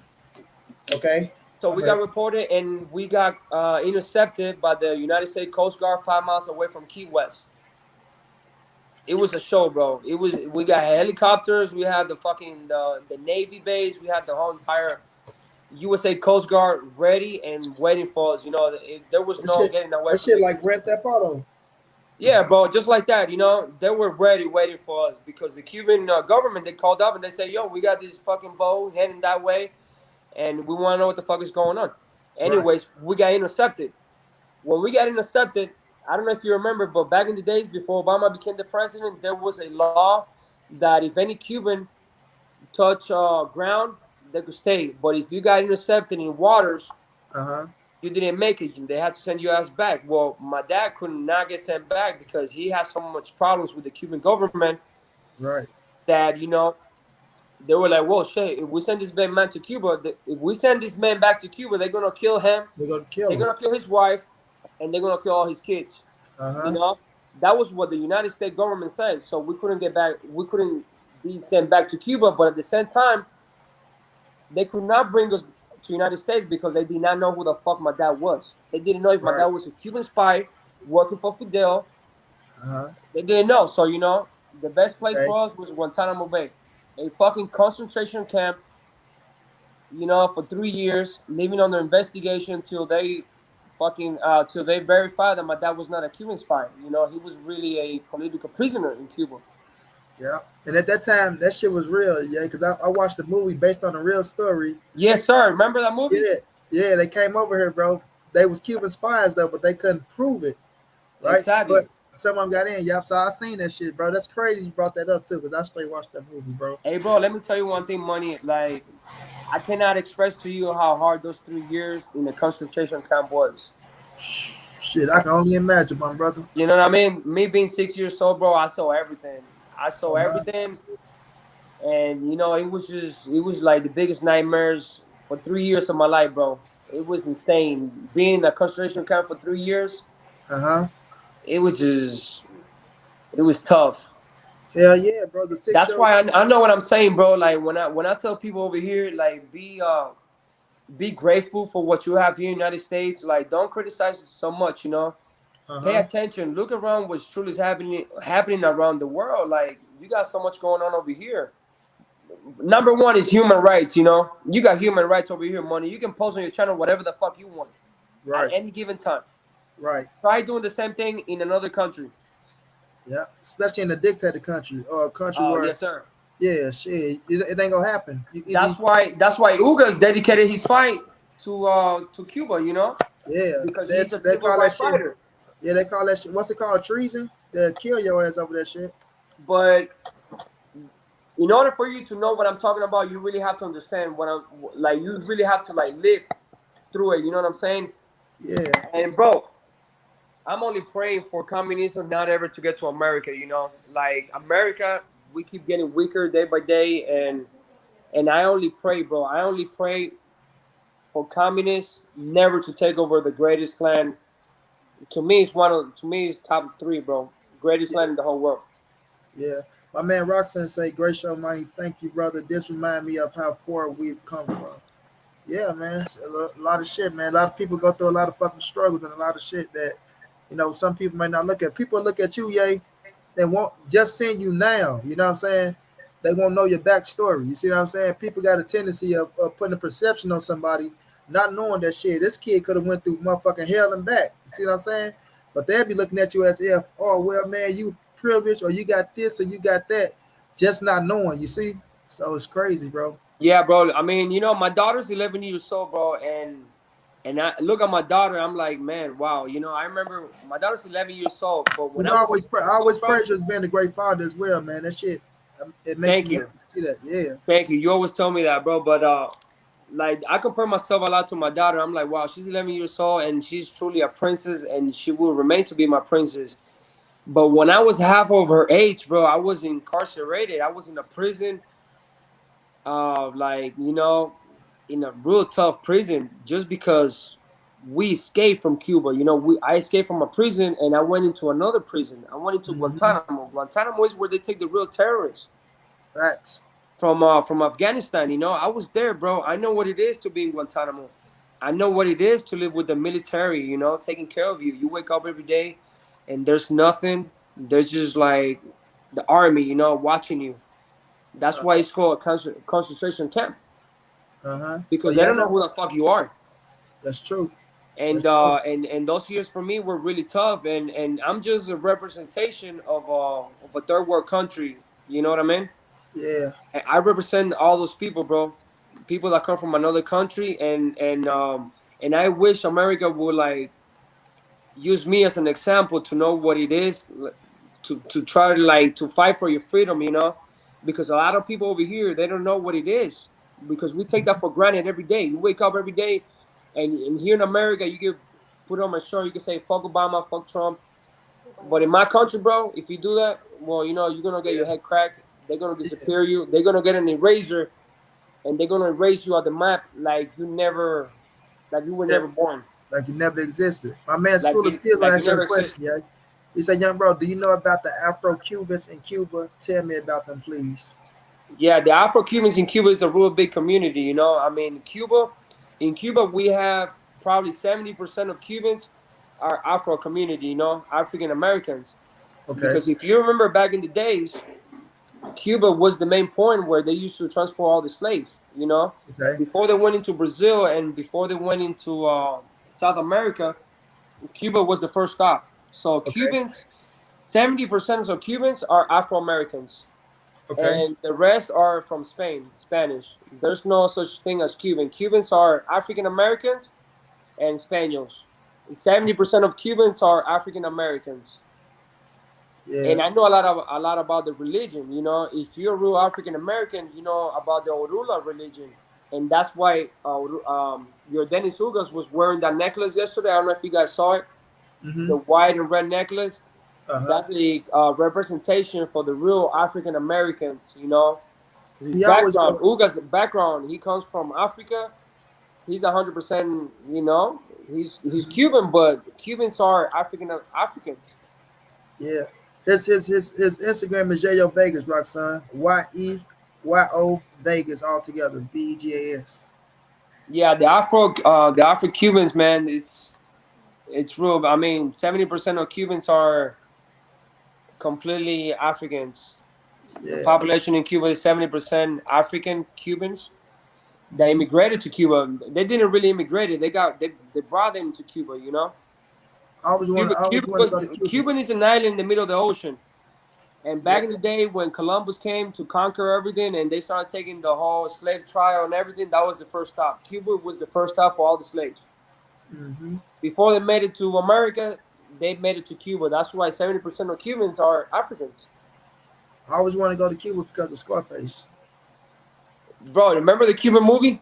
The Yeah. Scarface movie at the beginning, that's real reality right there. You know how many like Cuba has been a market to the sharks. Mm-hmm. You know how many Cubans have been eaten in the ocean by the sharks Man, hell yeah. because they couldn't live no They, more in Cuba, bro. You know, some people try to swim from over there and shit. Some people they try to get the fuck away, bro. bro. If you're gonna look, a lot of Cubans are very brave because it's either you're gonna kill me or I'm gonna die. It's either you're gonna Yeah. kill me right here on my feet or I'm just gonna die. You know, but I'm gonna die trying. Uh-huh. So That's Cubans, crazy. bro, they will live on a fucking raft. You know, give me a tire, bro. I'm leaving. I don't want to be here. And a lot of Yeah. Cubans have died like that. A lot of freaking baseball players, boxers, Mm-hmm. everything, bro. You know, we have fed the ocean for many years with Cuban meat for the sharks. That's crazy, bro. 90 miles, bro. You know, it's only 90 miles on a boat. It's only 2, 3 hours on a fast boat. From Cuba to Florida. Yes, sir. Only 90 miles. You know, if you're on a Mm. fast boat. But when I Right. left Cuba when I was 6 years old, we happened to we encountered a real bad weather. You know, I remember me being stranded in the ocean for 3 days, Uh-huh. and everything was blue water, blue sky, blue water, blue sky for 3 days straight up, bro. 3 days, bro. 3 days, bro. Hey, I lost my mind. You know, I started seeing horses, police officers chasing after that because you start hallucinating. Yeah. You know what I mean, bro? Just 3 days. Just picture yourself for 3 days and you don't see no green. Man, Everything is blue, my boy. my worst fear is being stuck out in the fucking ocean, bro. That's my In worst the fear, middle of the stuck out in the ocean, ocean. Yeah, bro. bro. The waves, money. The Uh-huh. waves. Have you ever seen a big wave, my boy? Nope. Don't get on CNN trying to look at the surfers. I'm talking about a real fucking ocean wave. Ocean wave, right. Them Uh-huh. motherfuckers is like miles up, bro. You know, and everything is hitting your boat, your ship. Uh-huh. From every single angle, like this, boom, boom, boom, boom, and that's how you see Shit. for 3 fucking days. Just everything is blue, bro. That shit You make know, you I feel like remember you ain't me gonna make it. praying, and I was just praying. I'm like, I just want to see something green. I want to see a fucking island. I want to see Earth. Right, right, I'm tired of seeing just ocean. You right. can Just water fucking in the being sky. stranded in the ocean, bro. Right. I know what Yeah. that is. I have been stranded in the fucking ocean, bro. It's Hell yeah. the Shit ain't. worst thing, bro. Humans Yeah. are meant to be here on Earth, you know, I say it on all the time. grass, on dirt, on rocks. Right. Water, nah, bro. You're gonna go crazy. You're gonna lose your fucking mind. Hell yeah. You know, just being on everything is so blue, and I'm not talking about light blue. I'm talking about ocean blue, Uh huh. where if you fall off that boat, there's like miles down in order for you to fucking die. You know, sharks everywhere. Hell yeah. It's insane, Man. bro. Just being stuck in the middle of nowhere. I was truly happy, bro, when we got intercepted by the Coast Guard. Yeah. I was happy, bro. I was like, well, we didn't make it, but I'm happy. I'm alive. Ready to get the hell out that damn water, huh? Yeah. Boy, when I saw the helicopter flying on top of the boat, Uh huh. that was the greatest moment of my whole entire life. Hell You yeah. know, that's when the meaning of life truly came real to me, bro. When I was stranded in the ocean for 3 days, and Mhm. I saw the fucking USA Coast Guard flying on top of my boat, Uh huh. I was so happy. I didn't give a fuck if I was gonna get sent back to Cuba. I knew I was gonna see something green, whether if it was sand, rock, Right. grass, mountain, something green, bro. I was dying to see something green. I was dying to get the fuck out of the ocean, bro. Out of that ocean. I don't blame you, bro. I've been feeling the same way. Shit. That shit ain't cool, especially for a kid. Yeah, you know what I'm saying? Man, I was Especially only for a six kid years in that. old, bro. Yeah, bro. To But be in that but position. let me tell you something. You think those 3 days were tough for me, bro? Those 3 days, that was just only the representation of what my life was gonna be, you know. Uh huh. After that, bro, after those fucking 3 days with no food, just being stranded in the ocean, after those 3 fucking days, Uh huh. I went to Guantanamo Bay. So I really don't know which one was worse. Me being Right. stranded in the middle of the ocean for 3 days or going to a fucking concentration camp, military base for 3 fucking years of my life, from 6 to 9 years old. 9 years old. God damn. I really Basically don't know grew which up. one was worse, to be honest. I don't know if it was worse for me to die in the ocean and just get it over with, but I'm still here, my boy, you know? Like, Yeah. I'm still here counting my blessings. One way or another, we're still breathing, we're still alive, and But carry on, you know? that's something to keep you humble though. You see what I'm saying, Jay? That's Super something to keep humble. yeah, keep you grounded and be like, you know what the fuck, you know what's the word I'm looking for? It was tough. Shit. It Like was like really we know tough. what pain is, you know what I'm saying? We know what we go through that shit, even though it's a different scales and shit, like you say over there.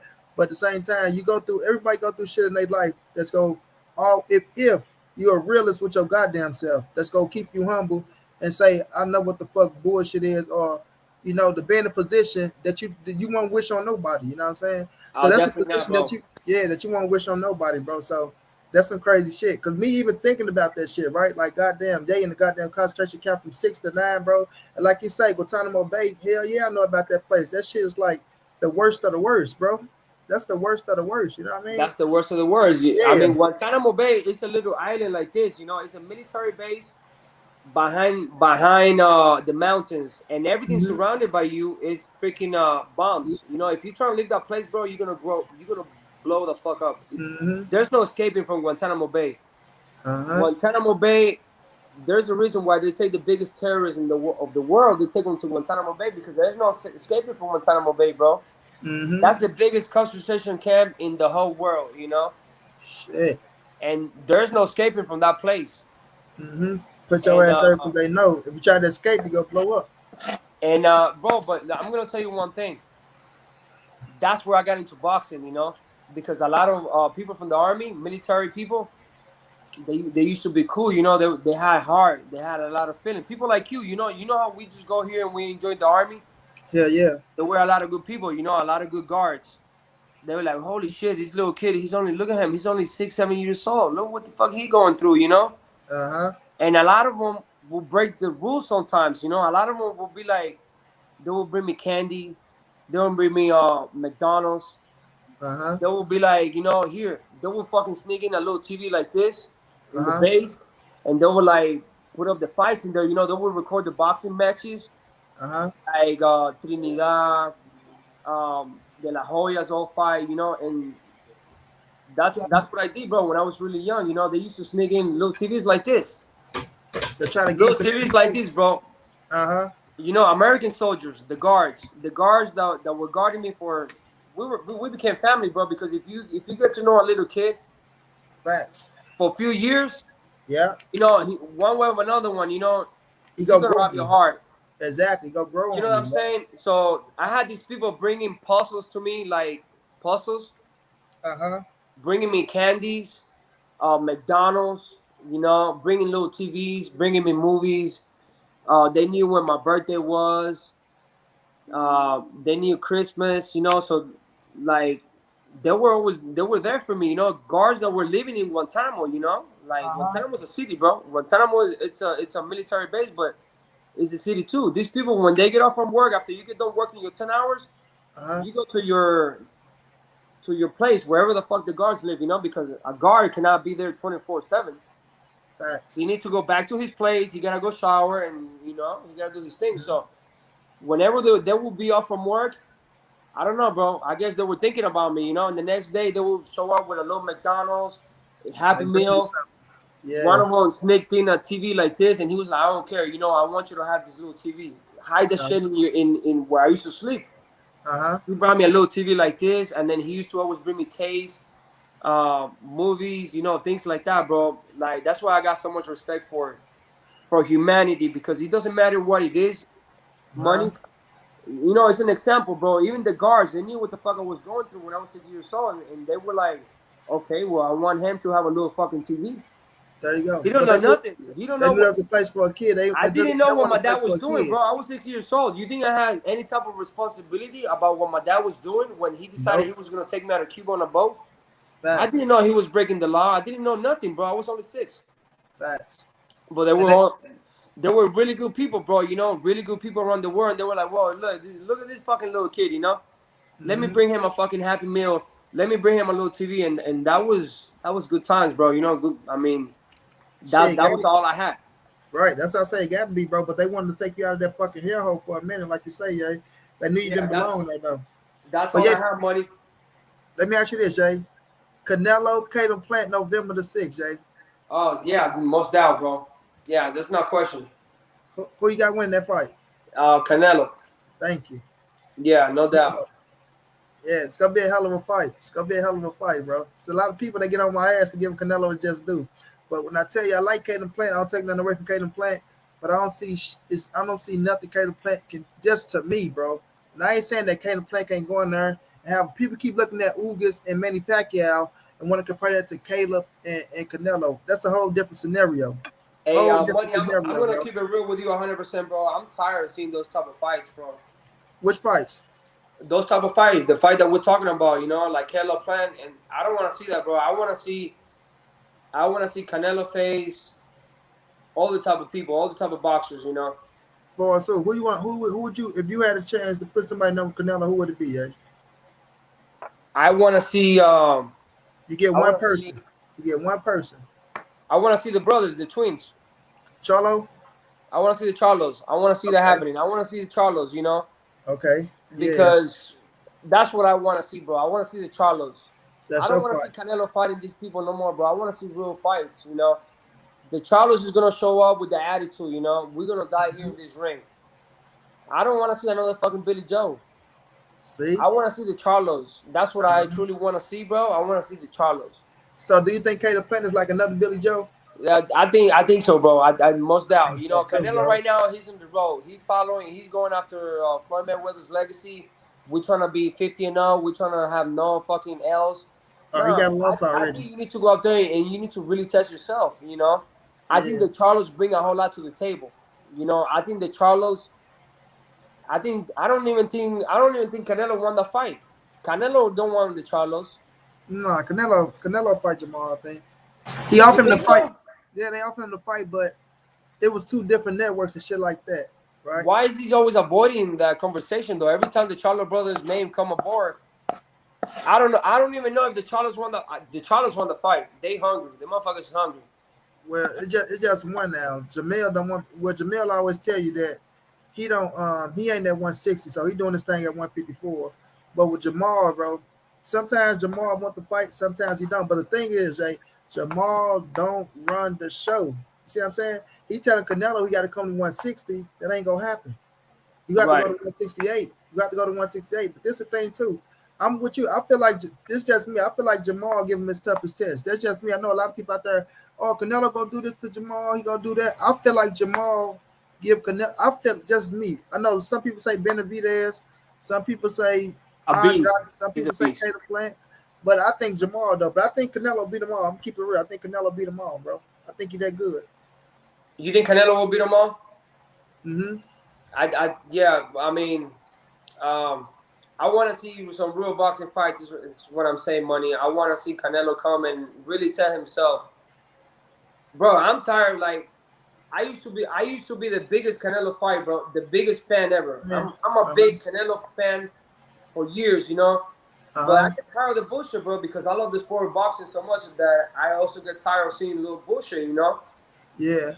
I feel you. And we all saw how Canelo is. I mean, he was not what the world thought he was after he started eating contaminated meats. Oh, don't do You know that, what I'm yeah. saying? Like he was never the same boxer that everybody thought he was. Everybody truly believed that Canelo was the real fucking deal, the humble kid, the hardworking kid. But you know, he was a fucking cheater. That's what he was, you know. And after Mm-mm. that, I was like, well, you know, let me really consider. Uh-uh. And I still think Canelo is the face of boxing. However, I don't think he a cheater, yeah. I think uh, I think the meat shit. I think I agree with the meat. I think when you look at it, a lot of people look at that situation and they looking at the raw. Like I say though, I don't get mad at people when they say it, but the raw shit, a lot of people try to say it helped him do this and do that. But if the raw shit was the reason he used it for Triple G the first fight, then he go beat Triple G worse in the second fight. I can't really say that shit really done nothing for him. hey, money, but come on, bro. How are you gonna tell the world that you're eating some type of meat and your shit got contaminated because you're eating some crazy cows that they put steroids on the cows? Mm-mm. Bro, your ass was cheating. Your ass was doing steroids. I don't care how you see. I mean, I've been Uh-uh. thinking about that for a while. You know, It's ain't no clenbuterol. going around that, bro. Your It's ass was really doing clenbuterol, yeah. steroids. It's clenbuterol, yeah. It ain't steroids, bro. You know, your ass was really on steroids. And after that, bro, because I've been following Canelo a lot, bro.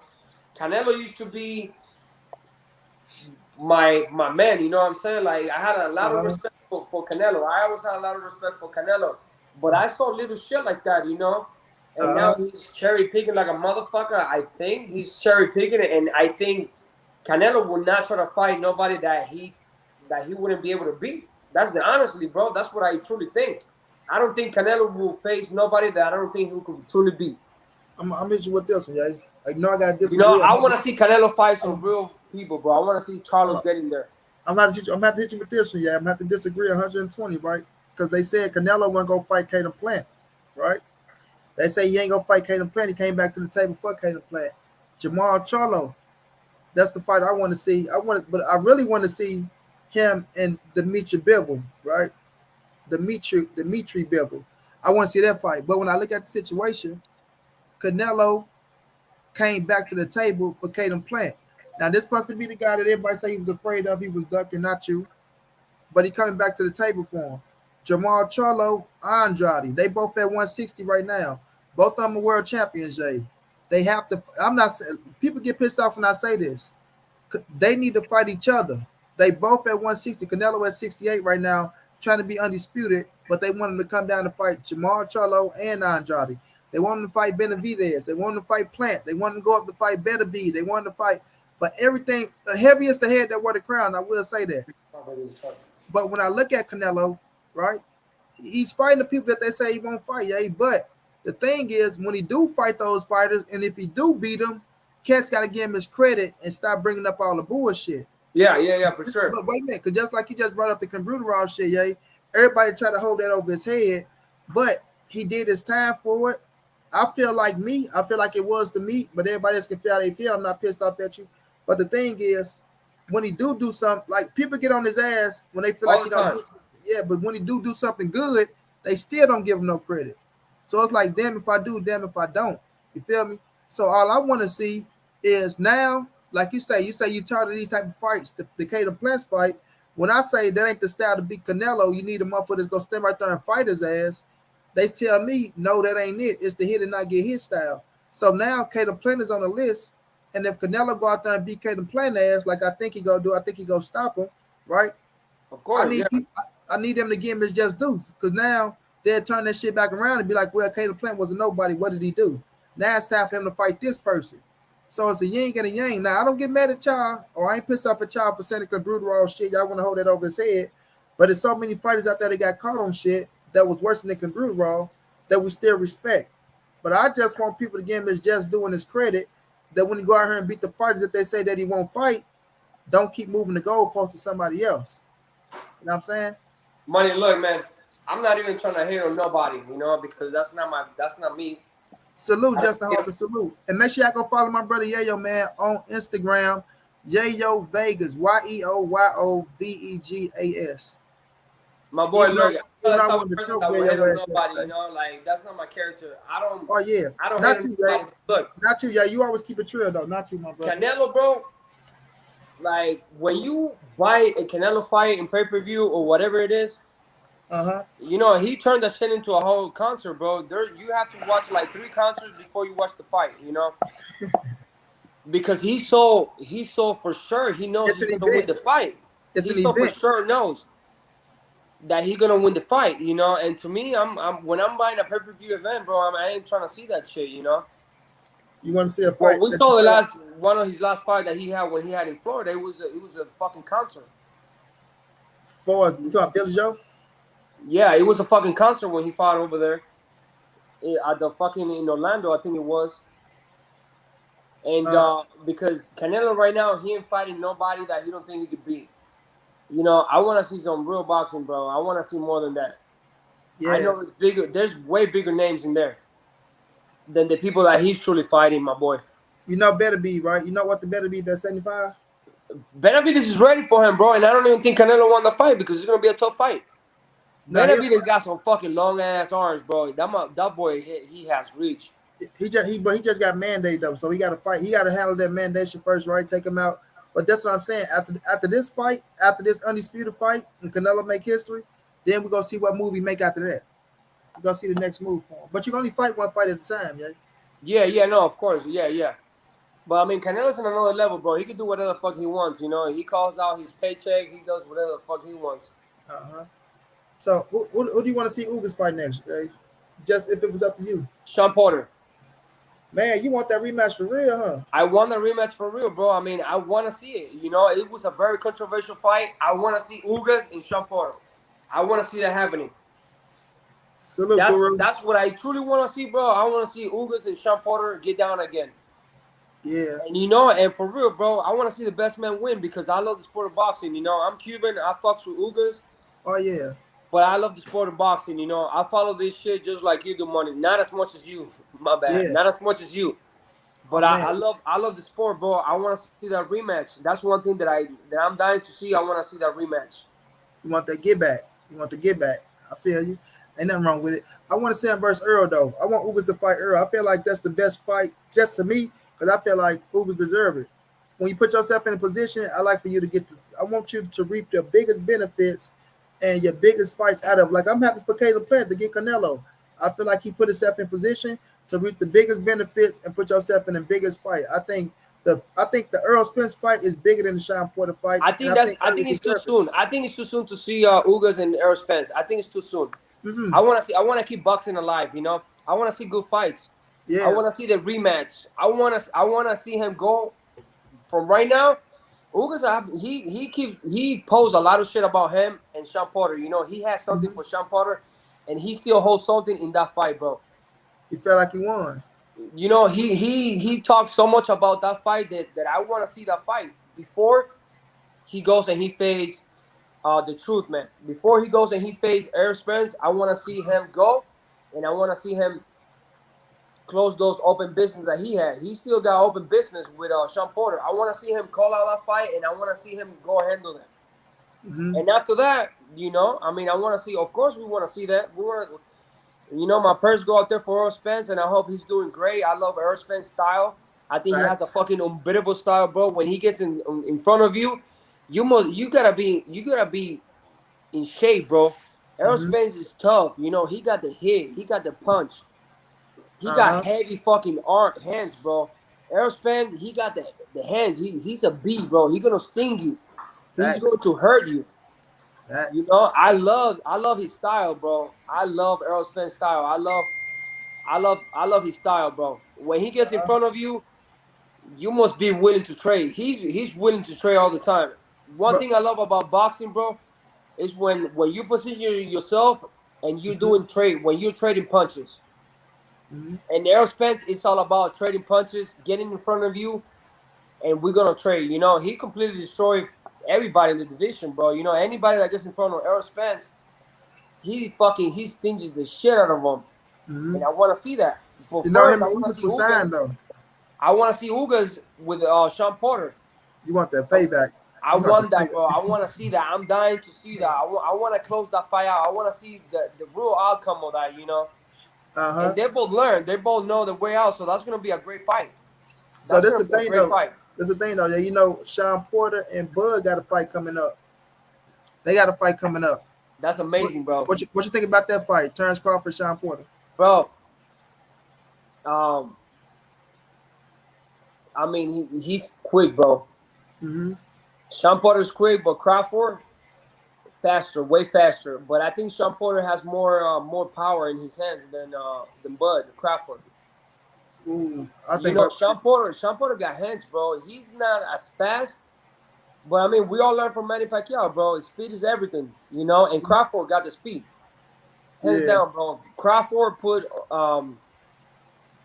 wasn't it Gamboa? How many times they put Oh, Gamboa, bro? When Gamboa won on his pick, you know, after fucking Crawford gave fucking Gamboa and a real ass beat, yeah, Gamboa was never the same fighter, bro.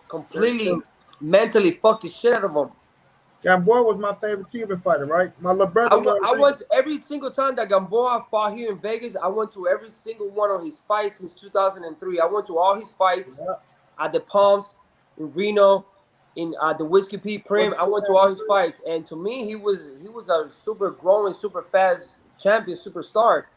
You Let know, me tell you, to let me tell you, yeah, when I first seen and Gamboa, Crawford got his name Crawford after he beat Gamboa because he after, destroyed Gamboa, bro. yeah, he changed. Mentally and physically, fucked his ass up. But wait a minute, I'm gonna give Gamboa's credit because early on, Gamboa was turning Crawford ass up. Crawford made the adjustments, but let me tell you, yeah, I was going for Crawford in that fight, but Gamboa was my guy. Like I'm still a fan of Gamboa right now. I know a lot of people say he he a mean motherfucker and shit like that. I don't know until I meet him. So I know a lot of people got their perception. But in that Crawford and Gamboa fight, Gamboa was touching Crawford ass early on. Where he was He was, the he was speed was different. Bud had to match up to the speed. Gamboa hurt Bud, hit his ass on the chin, hurt him. So I'm giving Gamboa his credit. Like I know we give Crawford all the credit because he did beat Gamboa, but I'm giving Gamboa his credit in the beginning because he was for touching sure, Crawford ass. Yeah. for And sure. Yeah, Gamboa came up. He came off like a year and something layoff, right? He was on the 50 Cent. I feel like 50 Cent, if he'd have gave Gamboa a fight before the yeah, Bud yes, sir. fight, it would have been I'm not saying they would have beat Bud, but it still would have been, I think it would have been way better. But Gamboa, though, he still, this is what I say about, because, you know, the Cuban style, it was the hit and not get hit. Gamboa came in, that boy was a banger in the knockout orders. And I became a fan instantly, bro, because they was calling him the baby Mike Tyson at first. Gamboa was knocking shit out. He He was was knocking knocking shit shit out, out. right? To where But Mikey never got in the ring when we wanted to see Mikey and Gamboa. But, you know, a lot of people don't give Gamboa's credit, bro, because Gamboa fought anybody. He wasn't afraid to fight nobody neither. And being that type of fighter, you're bound to take losses. You're bound to take losses. But he'll fight anybody, bro. Gamboa would have fought anybody. give me real quick. I want to ask you about Rolly, Rolando, I like Rolly, right? But I think Rolly bro. need my brother love one. Hey, what's going down, champ? Hey, bro, I'm Cuban, and you know I'm always gonna support my Cuban people. But I think Rolly bring nothing to the table, bro. I Yeah, mean, every time that he gets in the that's what I was ring, about to I say. don't see him growing as a star. I don't see him growing as nothing, bro. Like, Let me tell you you, let know, me tell he's locked. He locked his legs up. He got no movement. His style is so weak, bro. You know, I mean, you, he's he just a in fighter. TMT right now. He's being promoted by Floyd Mayweather. and He's just a street he's only fighter. fighting people that he think he's gonna beat, you know. But I don't see Rolly getting nowhere, bro. I truly don't see Rolando Romero getting nowhere in boxing. I agree 120% with you, but you never know because one thing about we talked about this, bro. Who the fuck was that? But It was some, Romero right now, he's calling everybody out. He's calling but everybody out in the division, you know, and he ain't got it, bro. I'm telling you, yeah, when Romero, he when lost to Romero, Jackson Martinez, the Dominican Republican. He lost to him. So definitely, bro, yeah, definitely. I don't know how the fuck he got the win. yeah, Mayweather Promotions. But Lil Wayne, when we just talking about that, bro, it's like his style. He ain't got shit, right? Rolly for his skills, but the one thing he do got, and I will give him credit for this, the motherfucker, if he hit you, like for instance, like a Ryan Garcia or somebody, Rolly got some pop to where if he hit you, he can hurt your ass. You know what I'm saying? He can hurt you. So he'll have that puncher's chance to where he got to get in there and make that shit a dog fight, and he will. He'll get in that motherfucker, yeah, and he'll make it a dog fight to where he'll try to crack your ass and knock you out. And if the referee let him fight that fight, then whomever he facing, they got to be careful because Rolly a headbutt your ass, he'll elbow your ass, he'll do all that dirty shit to try to get a win. If they let him get away with it, you in trouble. But I'm with you. I don't think he'll be a world champion.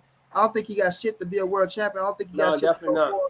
Yeah, if he get in there with a good ass boxer, they gonna outbox the shit out of him. But nonetheless, I still respect him because he inside that square circle. You know what I'm saying? I just don't. I don't see Rolando growing. I don't see Rolly growing as a fighter. You know, every time that he comes back into the ring, I don't. I see him making the same mistakes as before. I don't see him growing as a boxer, bro. I don't see him growing at all. I don't see him like he ain't got nothing. He ain't got no defense. He ain't got no striking. Yeah. You know, I I don't like his mean, he's attitude. fighting whenever he gets to face a real boxer out there, bro, Oh yeah, he with done. skills. He I done. think he's gonna get knocked the fuck out. I see that happening, bro. And Rolly, he ain't got no chin, bro. He ain't gonna take it. I agree, and I don't like the He's attitude. only very aggressive, you know, and that's good because Yeah, you gotta maintain that balance. that's all he You gotta got. be aggressive, but at the same time, you gotta have your weapons. I don't see Facts, Rolando Romero having no weapons, bro. He ain't got no weapons. facts, I don't care what nobody says. facts. His legs is weak as fuck, bro. He ain't moving his legs. He ain't got it, bro. I just don't see Rolando Romero getting anywhere in boxing, bro. I really don't. I agree. I don't see him becoming a world champion nothing like that. Only thing that's gonna help him out is Mayweather and his politics, where he can Yes, put him in sir. a position to fight somebody for a world title or put him in position to fight a top contender. But if you be real, if you get in there with him, he ain't gonna have nothing coming. And his attitude, like him and his daddy and shit, like for instance, when they lost to Jackson Martinez and they calling Jackson Martinez bitches and like, oh fuck him. I'm like that shit there, you lost me as a fan. You lost me. Like I used to like you because I say you're a fight. But once you got to say like you really lost the fight, bro. Like everybody know your ass lost to Jackson Martinez. You didn't beat that man. You know, but y'all be like, you and your Yeah, bro. daddy No, he said, did not win that fuck fight, you. bro. He did Yeah, not bro. win that fight. He did not win that fight. He lost. Yeah, he talking all that shit, but I'm like, man, get your ass out of here. I'm with you though, but he ain't. Once you get in there, like for instance, if he get in there with Devin Haney go beat him. Oh, bro, have you seen Haney fighting in Tijuana in TJ? Say it again, my brother. Have you seen David Haney fighting in Tijuana in Mexico In Mexico, yep, and sparring and everything? yep. Bro, Rolly is crazy out of his mind, calling all these big names out. You know, Rolly, he want to call everybody out, but he ain't truly got it, bro. He does not got it, bro. He doesn't have it. Hell no. Let me Haney will completely destroy his fucking ass, bro. You know, yeah, Haney got the speed, he got the technique, he got the feet movement. You know, he controlling the whole entire fight. Rolando Romero, he locked his fucking legs, and he ain't got no angles. He ain't got nothing, bro. You know, if you want to win fights, you gotta know how to fight from three different type styles. You gotta know how to box from the outside, middle, uh-huh. and inside. Rolando Romero ain't got neither of three of them. That's a fact. He don't know how to box from distance, from middle, or from the inside, bro. That boy, he fucking lock his legs and he just throws some lucky ass punches. You Mm-hmm. know, he ain't got the distance. He don't know how to box from the inside, and that's All all he he do is knows. throw. He don't know how to move his legs, That boy throw everything hard. Yeah, that should be the nerve. Like he bro. every shot he throw is a knockout punch. He just try to knock you out. That's it. I don't even enjoy watching Rolando Romero box, bro, because to me, ain't no entertainment. He just like to me, I stress myself out watching him. You know, Even Right, like I've been watching him, and I want him to win sometimes, right. but he doesn't bring nothing to the table, bro. He doesn't bring nothing to the table. He stresses me out as a viewer, as a fan. He stresses me the fuck out. So that shit ain't no good.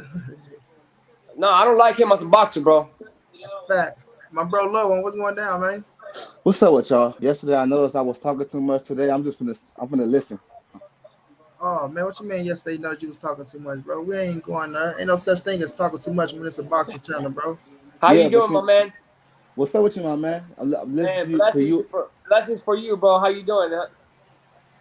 I'm good. I'm good. I'm sitting here watching you guys on the big screen. You feel me? All right, all right. So, No what do you doubt. think? What do you think about all this? What do you think about all this? What you mean by all this? What do you think about the Ugas fight yesterday? I mean, I think that Manny Pacquiao wasn't himself. I think that Pacquiao was, he was ready for Errol Spence, and the Ugas caught him off guard a little bit. But I give Ugas all his props. He got my respect. He arguably beat Sean Porter, and now Pacquiao. That's a statement. So other than Yeah, that, but I disagree with that, little one. what's You up? I say, definitely want to say that we saw a different Pacquiao. We saw a 42-year-old Pacquiao that it's old, and no. and I mean we fought a name, you know. Ugas fought a name, bro. He fought the Pacquiao name. That's all he did. To me, that's what I think, bro. Let me Right. say this though. Let me say this though. I feel like Pacquiao was more ready for Ugas than Ugas was for Manny Pacquiao. On the step of fact of I definitely agree with that. yeah, but so I can't say that No, no, no. Pacquiao What you was just ready for yeah. When we say Pacquiao was ready for Earl Spence and not a Ugas, we gotta look at Pacquiao as the man that's having the most experience. We gotta look at Pacquiao as having the speed and the pop to where Ugas was the man that was the underdog. You see what I'm saying? So if yeah, when I look at the situation, Pacquiao, we seen him come from training over in the Philippines all the way over to America with the great Freddie Roach, being ready for the number one welterweight in the world, Earl the True Spence Jr. So he on this shit 120%. Not saying Ugas, but Ugas stay in shape, but Ugas stay ready. That's his style. Like Ugas always stays in shape. You can see his physique. So right. for Ugas trying to find somebody to get ready for a Manny Pacquiao, it's a way tougher situation than Manny Pacquiao trying to find somebody to get ready for Ugas.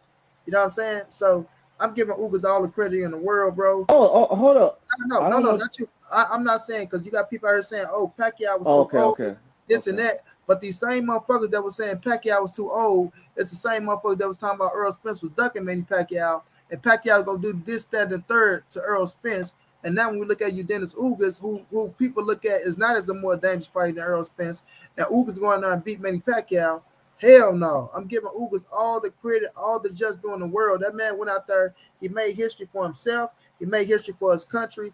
This is the biggest win of his career. He was living in a moment from the moment he got the fight with Manny Pacquiao. He was living in the moment from writing big ass speeches on his Instagram, from going to the gym, getting praised by the coaches and the trainers, everybody happy for him, to him stepping down in Vegas, enjoying his lights, enjoying the bright lights, seeing your Dennis Ugas versus Manny Pacquiao versus Dennis Ugas on the bright lights, soaking all that shit in as like a kid, bro, like a kid in the candy store. Cause like I say, never in his imagined dreams in his years where he'll be like, man, I'm your Dennis Ugas, and on motherfucking August the 21st of 2021, I'm gonna be sharing the ring with the legendary Filipino icon and 8th Division World Champion Manny Pac-Man Pacquiao, bro, and arguably in his last fight of his career.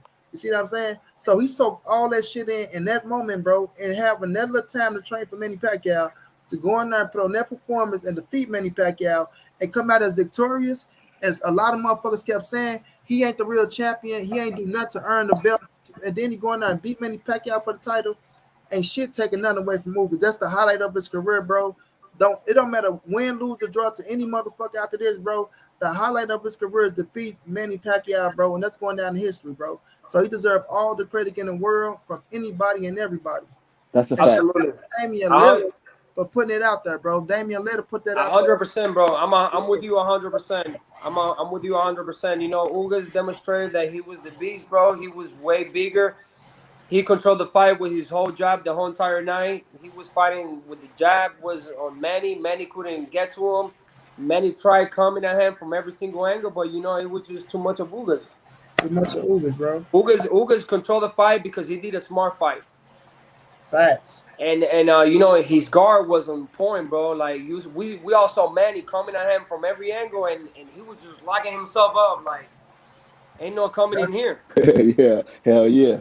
And what Floyd Yeah. say, little one? What Floyd say? Manny Pacquiao love to set traps, and the traps that Manny Pacquiao love to set is to make like some people look at Pacquiao, oh, it's a banging, banging, banging. Where Pacquiao to get your ass to just fighting, but he'll be smart. Okay, I got your ass in my trap. Now he just got you throwing, and now he using angles on your ass to catch you. Bam, you just throwing. But like Keith Thurman overcommitted like that. Instead of being smart and boxing, his ass kept fighting, and that gave Manny Pacquiao the opportunity to stand right there and hit your ass with them big shots to wow the crowd and ooh to the judges that let him steal the rounds, and Ugas ain't give him that. Sort of like what Teofimo did to Lomachenko. Money. One thing that I wanted, like, all the boxers to know on the game, bro.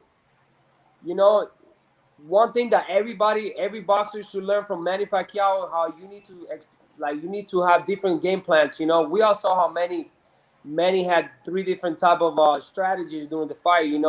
Like, he switched his game plan, bro. It's crazy how he trying to control the fight. The first 3 rounds, I'm gonna beat this Manny Pacquiao.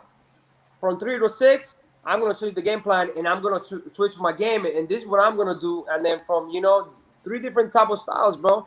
He changes his fight. He changes his style. He's trying to, like, you're gonna be waiting for this, and then I'm gonna hit you with these bombs. He completely changed his game plan style. He Yeah, don't that's box the true. same night the whole entire That's fight. true. He doesn't do that. He completely switches his style, and that's one thing that made Manny great because he trained for that. 3 different game plans, bro. I'm gonna box you like this, and then when you expect me to box you like this, I'm not gonna box you like that. I'm gonna switch it up. And completely, bro. That's one thing that I love about Manny, how he completely, but he couldn't with Ugas. Yeah, He couldn't. Ugas, You know why? Ugas Because is a big motherfucker, though. To be 147 welterweight division, he's a big boy. that's a fact. Ugas Was was way ready for bigger anything, than though. Manny. Go ahead, little one. No, I was just piggybacking off what he just said. I said Ugas was ready for anything that night. Man, it was But just like I do like the versatility from Manny Pacquiao. Like, he tried, but he just couldn't pull it off. Yeah. man. But I that's Pacquiao the whole night. We all seen Right. Pacquiao in all his fights, and he always does the same thing. He switch it up. You waiting for these balls, but I'm coming from different angles. I'm completely switching up my strategy. You think you're gonna get hit with this, but I'm switching it up, and I'm coming from different angle. From after the 6th round, he was a completely different Manny, and that's what Manny does all his life. Switch it up, try to fuck you up in your head. that's a fact. And I Because talked to when you in that ring, it's just you and that man, and just it's insane, bro. How Manny became great in 8 different type of categories because he always switched up his style. Exactly, yeah. I That's a talked to the fact. great Corey Spence last night. Well, not the last, well, yesterday. Today is a new day. But Corey said the same thing. He said, look, I get Ugas all the credit, but he said Manny don't have to retire, bro. And he feel like he's going to come back for one more fight because he's not leaving on that loss. Like, it's in the fighters, bro. Like, Manny Pacquiao, that loss is right now, it's fucking with him right now. He's like, shit. Like, Hell he yeah, it's fucking with him. doing, but in his head, he like, I'm not going out like that, bro. I'm Manny Pacquiao. I still got it. He coming back for one more fight, bro. I don't know who he's gonna be against, but he coming back for one more fight. Yeah, he ain't giving Man, up. I love to hear that, man. Money, I love to hear that, bro. Money, I love to hear that. That statement that you said right now. That's I love to hear that, bro, because I grew up watching Manny Pacquiao, and Manny has always been. I'm Cuban as fuck, bro. And I represent Ugas. I was at the fight and everything. But I grew up watching Manny, bro. I grew up watching Manny, and I think he still got more in him, and he's not gonna go down like that, bro. Manny's the legend. Manny's a living legend, bro. There's never gonna be a second Manny. There will never be a second Manny. And we're so lucky that we got to experience this shit, bro. And I don't think he's gonna go down like that, bro. I think he still got some more fights in him. I mean, it showed. I think so too. He put up a good fight against Ugas. He put up a hell of a fight. Ugas got that's what I'm saying. I'm just happy, man, that the judges got it right. And go listen to the. I don't know. Yeah, it is. I'm sure. I'm like, I said the judges, they need to get this right for boxing, bro.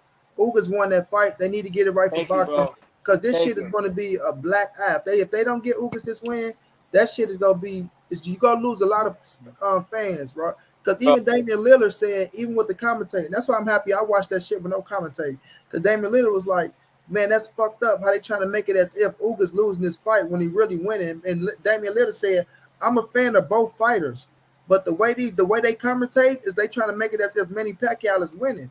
You know what I'm saying? And he wasn't winning. So keep it real. And they switched that shit up, and they got to saying Ugas was doing his thing. and it was crazy how like they kept the score. You know, when I was watching the fight pay-per-view, they were keeping the score. They were keeping Manny up, and we all knew what the fuck was happening. But you know, it is a show. You know, the Hell yeah. commentators getting paid by the same people, and they trying to control the viewers. You know, that's why I love when I'm watching the fights with you. You're trying to money. Uh-huh. Ain't no listening to nobody. You know, it's you watching the real sport, the real boxing, and that's Facts. what it is, man. Money. I think you should be out there fucking. I think Commentating. you out there, bro, commentating for them fucking fights. Nah, they want Money. us to find a narrative. I've been following Money for years already. Mm-hmm. That They boy's want us not going. Always they calling want us out to the real find a shit. narrative. They gonna kick my ass off, yeah, because I keep it too real. Too If real, I bro. Yeah, can't follow their yeah. narrative, bro, You're not. they gonna kick me off. You're not good for them because you keep it too real. You know what it is, but you Can know I Exactly. can these I ask people y'all a are question? paid for real. Uh-huh. These Go people ahead, are Lo.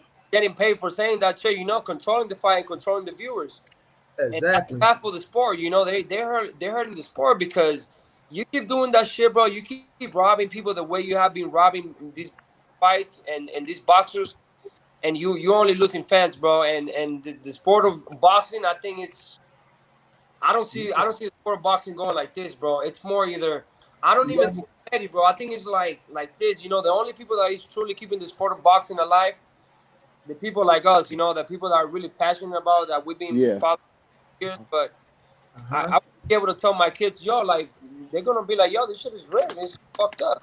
Facts. That's a fact, yeah. What question you about to ask, little one? Now I was gonna ask y'all, do y'all think that Ugas literally killed the Pacquiao versus Spence fight? Ugas, say it again. I said, do you guys think that Ugas killed the Pacquiao versus Spence fight? Ugas, hold on, bro. I said, You said do you think that Ugas killed the Pacquiao versus Spence fight? Which means we don't want to see that fight no more because Ugas beat Pacquiao. oh, I don't think Ugas was in control of that fight at all. You know, Ugas got a notice 10 days ago, so Ugas was really gonna fight anybody. I don't think Ugas had nothing to do. Ugas was given a big opportunity and he took it. yeah. But I know what you're saying, little one. Yeah, I think so. I think so. you think To the so? point to where yeah, So nobody wants to see the Pacquiao Spence fight no more. No, I want to see it. No, I definitely want to see it. if it happened, it happened. I don't think the buzz is that like it was. You know what Of I'm course saying? not. Of course You I know, not. know, so No. I know what you're saying. I know what you're saying, but it's a different game because we saw a different Manny. You know, Manny's not the same Manny that we were expecting to see. Manny's 42 years old. You know, Yeah, and he he uh-huh. showed his didn't age. fight. Yeah. Go. We gotta keep in mind that we haven't seen a Manny in the ring since his last fight, which was Keith Thurman. Thurman. Yeah, two You know what I years mean? ago. Since he Yeah. fought Keith Thurman, and even with Keith Thurman, they were saying that Keith Thurman was gambling at 3 in the morning right before his fight. So I don't even think Keith Thurman took Manny that serious. That's a fact. I I think Keith Thurman is a hell of a fighter, bro. I, To be I, fast, let me say this. Let me say this. Keith Thurman was gambling at 3 o'clock in the morning. That's a fact. But I'm not gonna say he didn't take Manny Pacquiao that serious. Keith Thurman was just that confident that he could beat Manny Pacquiao. I think that's what it was. He was just that yeah, confident. Like he was undefeated. You gotta understand. He was undefeated at that time. He hasn't lost yet. Keith Thurman was like, I am that confident. I can bet. I can gamble in the morning and still beat Pacquiao 4 hours later or 10 hours later, whenever they fought. I just think Keith Thurman was that confident. yeah, me too. I agree with you, my boy, 100%, 120,000%. But I think Keith Thurman is a hell of a fighter, bro. He is. He I, is. No Thurman, question. I want to see that. We Oh want to yeah, see I'm on that board it fight. all. But Yeah, I'm before on board it all too. I want to see a Sean Porter fight before he goes and he because Keith Thurman is a hell of a fighter, bro. He is. He's a hell of a fighter. I love his style. I love how he goes up there and he's willing to do everything, you know. But Mm-hmm. I don't think he gave it his best when he fought No, Manny. I no, no. think he was talking way too much shit. He was like, "I'm gonna retire the old man," and he was just Yeah. doing a whole lot of talking, you know. And Yeah, he never gave Manny Pacquiao the real respect that Manny deserved, bro. That's why when Yeah, that fight went down, I was behind Manny Pacquiao the whole way because I didn't like the fact that he was hella disrespecting Manny like that. he was disrespecting the hell out of Manny. But let me ask you this though, because some people to this day, some people think that Keith Thurman beat Manny. nah. I No, thought I Manny don't. I, won that thing. I thought He Manny got won the fight, his ass but in the first round. Yeah, He say it I got thought again. it smoked was in the close first though. round.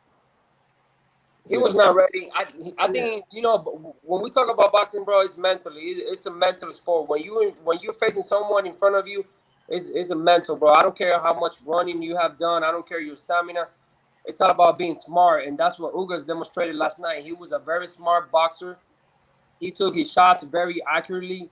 Every move that he did was very, very smart. Everything that he did last night was very smart.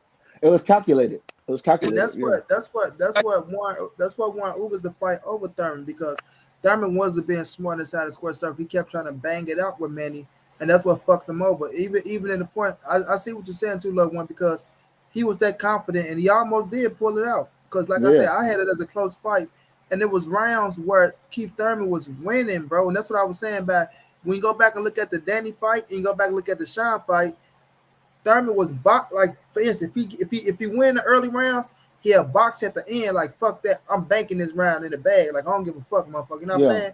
With Manny Pacquiao, instead of him boxing at the end, he kept yeah. trying to bang it out, and he gave Manny Pacquiao the opportunity to land the big shots to steal a round, and that's what fucked them because it's like it wasn't up like a couple round swing in that fight. You know, I think I had 2 rounds different that won the fight for Manny Pacquiao That's what I was gonna say. That's for what I was me. gonna say. Yeah, that's what I was gonna say. I don't want to cut you off, but let me chime in real quick, and I'm gonna say this: if you take away, because some people gave Manny Pacquiao a 10-8 round when he hurt Thurman to the body towards the end of that fight, but if you No. take away the knockdown and that 10-8 round that some people gave Manny Pacquiao, you could argue that Keith Thurman was outboxing Manny Pacquiao besides those two knockdowns. Yeah, he got back Not in not that the bitch. he, not two knockdowns, but y'all know the 10-8 round Yeah, plus a 10-8 knockdown. round. Right. That's Yeah, two 10-8 rounds from the knockdown and that fight. I don't think I scored that one round of 10-8 round though. But I know I you're didn't score saying it some either, people but some did. people did. Yeah, But I damn sure thought Keith, if you would have been smart, bro, and I think that knockdown that what fucked him too, because he kept trying to get that shit back. He yeah. kept like he wanted to hurt Manny so bad, bro, to It where was he the kept ego. It was bang. the ego thing. It was an Ego ego thing. thing, bro. He felt Yeah. like, damn, this motherfucker really dropped me. Like, goddamn. You know what I'm It was saying? shocking. Yeah, it was shocking. Yeah, so I looked at his ass saying like, dude, if you would have just boxed, and it's still like, cause I watched it over a couple times, bro. It was a couple rounds, bro, that I felt like he was winning, and then his ass is still standing right there, and he arguably still could have won the fight. I mean, sorry, he arguably still could have won the round, Yeah. but by him letting Manny Pacquiao all the crowd, it persuaded the judges to say, damn, I gotta get that round to Manny. He's the legend. This, that, and he got the end of the round where he let these motherfuckers go crazy. And I'm like, Keith, you fucking up. But if that was the key that was boxing and that was being smart, the Keith that said all I need to do is win 7 rounds. I Yeah. mean, sorry, yeah, 7 rounds, Seven and I win rounds. the 7 rounds. fight. Yeah, that Keith would have won, bro. But instead, he went in there with the mindset of, like you said, little one, being too fucking cocky and confident that this little dude is not gonna hurt me. He old. He got Yeah. these short punches. What the fuck you talking And about? Me, me, me, and me. The little yeah, bitty me, arm, yeah, me, yeah. little T Rex arms, and that Mocking little them T and Rex shit. arms, little T Rex And arm hit your ass with that boom, and had your ass looking up like, what the fuck am I doing down here? hell yeah. Plus, Keith Thurman was undefeated too. So you know that undefeated confidence is something else, man. A lot of people underestimate that concept. That undefeated confidence is something else. Why, Keith yeah, Thurman's like especially from a prideful fighter too. right. And you know Keith Thurman, he's very vocal. He's still confident. He still think that he'll beat Manny Pacquiao in a rematch and all that. What's he supposed to I gave my fight away. If I would have went out there and me, knowing me, with a box, I would have beat Manny Pacquiao. But still, I give him the credit of biting down, right? And he right? fought me. But I told him this, boy, Ben Getty didn't bring me this far, boy, for me to lose no fights. So it's not that Manny Pacquiao won the fight, it's that one time Keith Thurman lost the fight. And I'm here to stand there. And if I get my rematch, I'm going to show him And Earl, because Earl, you're not the truth, boy. Right, boy? You're not the truth. Like, keep that shit your talking ass up. But he did Yeah. fuck up. I ain't gonna say he fucked it up because I ain't gonna take credit away from Manny Pacquiao. But he fell into that trap of Manny Pacquiao. A Pacquiao getting your ass to fight, and when you thinking he's just fighting, and then he start using his angles on your motherfucking ass. Sort of what Yayo said. His ass switch it up on you where you just think he banging, and he'll switch it up on your ass. Hell yeah. Damn, man, I got school tomorrow, man. I'm not prepared. We might lose my auntie tomorrow, man. They might go ahead and call it. Damn, bro. Yeah, I my had to get on condolences. here and talk some shit, bro. Hell yeah, it's a stress reliever. Talking boxing is a real stress reliever, and I know a Yeah, lot because of people even. Go ahead, money. I was just sitting here, bro. I had fell asleep, but then I woke up, man. Like this lady, bro. My auntie is the coolest woman in the world, bro. I'm talking about y'all ain't never met a woman like this, bro. To where you could talk to her about anything, dog. As a man, like it don't matter what the problem is, what it is, bro. Like, bro, she gonna keep it real. She gonna keep it real, man. This is my favorite auntie of all time, bro. Like this, Yeah, I got so many aunties, bro. You know they say you're supposed to pick no favorites, but this is my favorite of all time. I already lost two aunties. I lost two of my daddy sisters. Um, one of them to COVID, and then one she had a health situation. But this is my mama's sister right here, man. Brenda Brown. Y'all know I'm Monty Brown. Brenda Brown, man. When I tell y'all Brenda Brown is something else, bro. Like you'll love a loved one, bro. You feel me? But man, yeah. about to lose My my my aim, man. my condolences go out, my money, and my condolences go out, man. That's sad. That's some sad Yeah, shit to hear because I'm quite sure a lot of people can relate. We all got that. Even though, like you said, we don't like to call favorites though, but I'm quite sure everybody can relate to having that favorite. You might not yeah. admit it, but everybody have a favorite family that everybody can relate to that. Hell yeah, bro. So you ain't gonna say it at the moment, but you know, bro. You know, like Yeah, everybody, yeah, it's in your head. It's in your for head. real, for real. Like I don't give a damn. Nobody say it's that one auntie or one uncle that you'll do anything for, dog. Facts. They'll do anything for you. You know it too, and they show Hell yeah. favoritism towards you. So yeah, man. My mama head fucked up too. It's just sad to see your mom in the man. That's her favorite sister, and she said all the time she don't give a damn. My mama said that's my favorite sister because she helped raise us. You know what I'm saying? Like Right. she helped raise us and shit. So it's like, yeah, man. Yeah, that's a crazy situation But though. it's a But lot of situation. It's a lot of things going out tomorrow. you know, I would love to like get deep about death, but I don't I think don't I like to don't. talk about death. I don't talk. I Yeah, like one thing about death. We all know it's promised to all of us. So I like to it's talk promised to about all of living. us. But Yeah, I think you know what it is though, money. I think a lot of people think. I'm gonna just say one thing about it. I think what a lot of people when they think of death, they scared of it because in your mind you tell yourself no more laughing, no more eating, no more watching boxing, all the things that we like to do. But I don't think death is as scary as we perceive of it. You know? yeah, but I ain't even. I Yeah, don't know what. It's just we're me. not gonna. Yeah, Yeah, we're not yeah. gonna I talk like to about it. talk about living because even we all see like once you talk about death, you can talk about like whatever you put into the universe. I feel like that's what's gonna come. You know what I'm saying? I feel like that's Facts. what's gonna come, bro. So I like to just shy away from that shit though. But let me ask you Right. this though, loved one. Um, Anything. Canelo plant, and not only that though, and I ain't touch on this yet. And I got a video coming on because I couldn't really get into a depth. You know, Keith Thurman talked a lot of shit about Canelo, but now he came out. I think he was throwing a little shot. Oh, we don't know what type of pork that boy been eating, but we know that boy is strong. Like we know he's strong. Like I don't know if he's trying to allude to some bullshit because he always you never know what Keith Thurman, but he do. I don't know if he said he beat Caleb Plant or whatever the situation is, but what do you think about? Um, I don't know if we got into this already. Caleb Plant, Canelo Alvarez. Like your true thoughts on that fight and how you see it going down. I got you. And yeah, we have talked about this already, but we haven't talked about it now that it's official. So now that it's official, my point still stands corrected.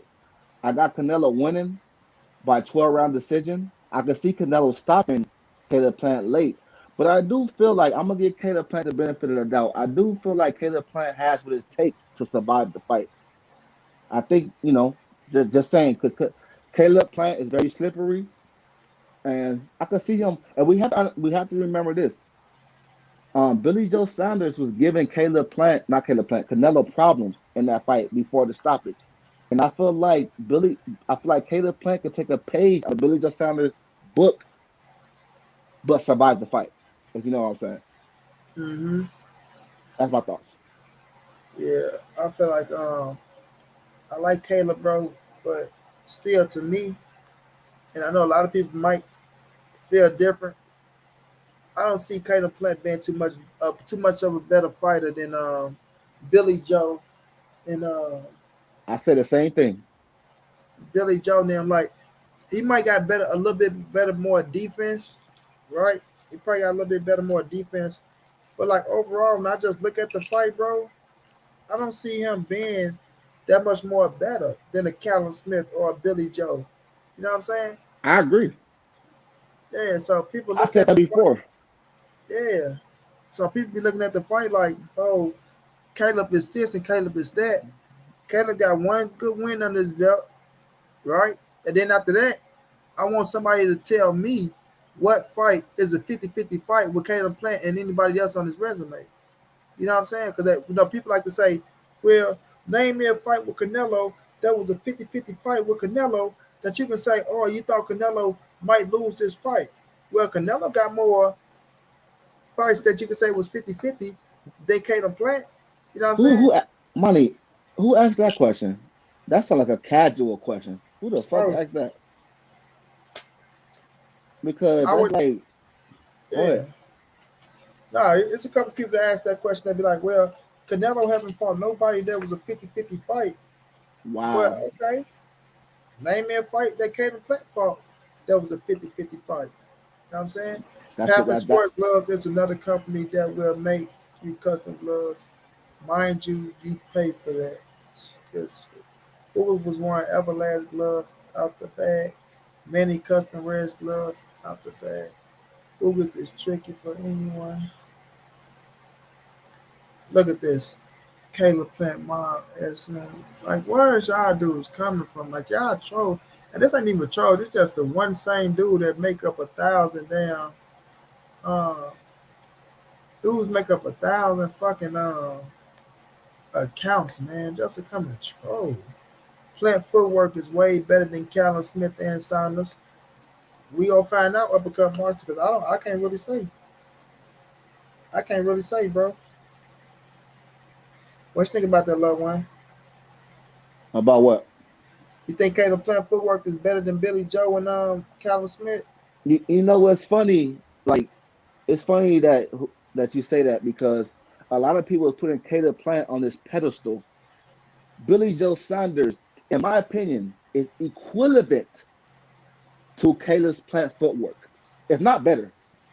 I might be a minority when I say that. Billy Joe Saunders has some very good footwork. He has some very good footwork. Um, Facts.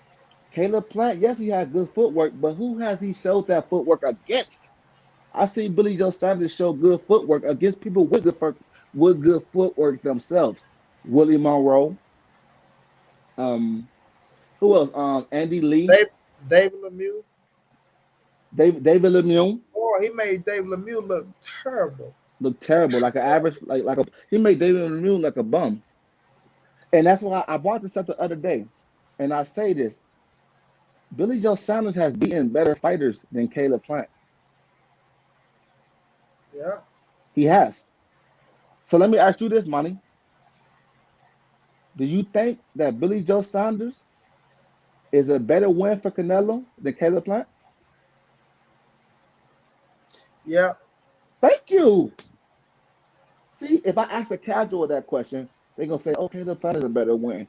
How is Caleb Plant a better win? And who the fuck has Caleb Plant beat? Don't get it twisted. We fuck with Caleb Plant because we know talent when we see it. But who has Caleb Plant beat? Yeah, that's what I say. Hey, I give him, Yep. I give him the credit now. Look, I give him a skill set, so I like his little skill set. But I just can't say his Yeah. skill set is that much more better. I can't say the skill set is Mon, that much more better than Billy right. Jones or Calvin I Smith. can't either. I can't either. And you have some people that will argue that Billy Joe Saunders is a more skillful fighter than Caleb Plant. Now, do I agree with that? No. But I do think their style and their skill set is very similar. But you have some people who will argue that Billy Joe Saunders is more skilled than Caleb Plant. Now, I know some people will say, oh, no, he's not. But you're only saying it because Canelo beat him. Yeah, Look at Billy Joe Saunders before that loss and tell me that Caleb Plant is just fucking over Billy Joe Sanders when it comes down to skill set. that's what I say. We're gonna find out once you get in that ring. Once you get into that ring with once you get into that ring with Canelo November 6th, God willing that that fight make it through, we gonna find out.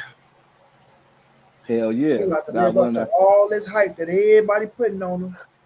Everybody making old Caleb this old killer. Sweet hands, sweet hands. We about to find out. Shouts out Right. Money Brown, one of the realest channels unbiased. Give fighters credit. Keep it 100. I appreciate that, bro. We gonna find out Hell if yeah, we're Caleb gonna find Sweet out. Hands can take them heavy hands from Canelo Alvarez. Because Canelo is go boom, boom, I see Capone. boom. Capone, I hope I'm saying your name right. You said Billy Joe record way better. Any hardcore boxing fan know that. But you have some people who would try to argue that that's a lie, which is not. Um, Mm-hmm. Talk all that shit about Monty Brown like I'm just some biased ass person that don't like to give credit man, what credit is due. Well, he gonna have to prove it November 6th. thank you. Cause once Yo, Canelo hit his ass with that bazooka, boom. yo, Angel said, agree. We can't say Plant is better than Smith or Sanders. He ain't proved it. That's the fact, Angel. That's all I'm trying to say.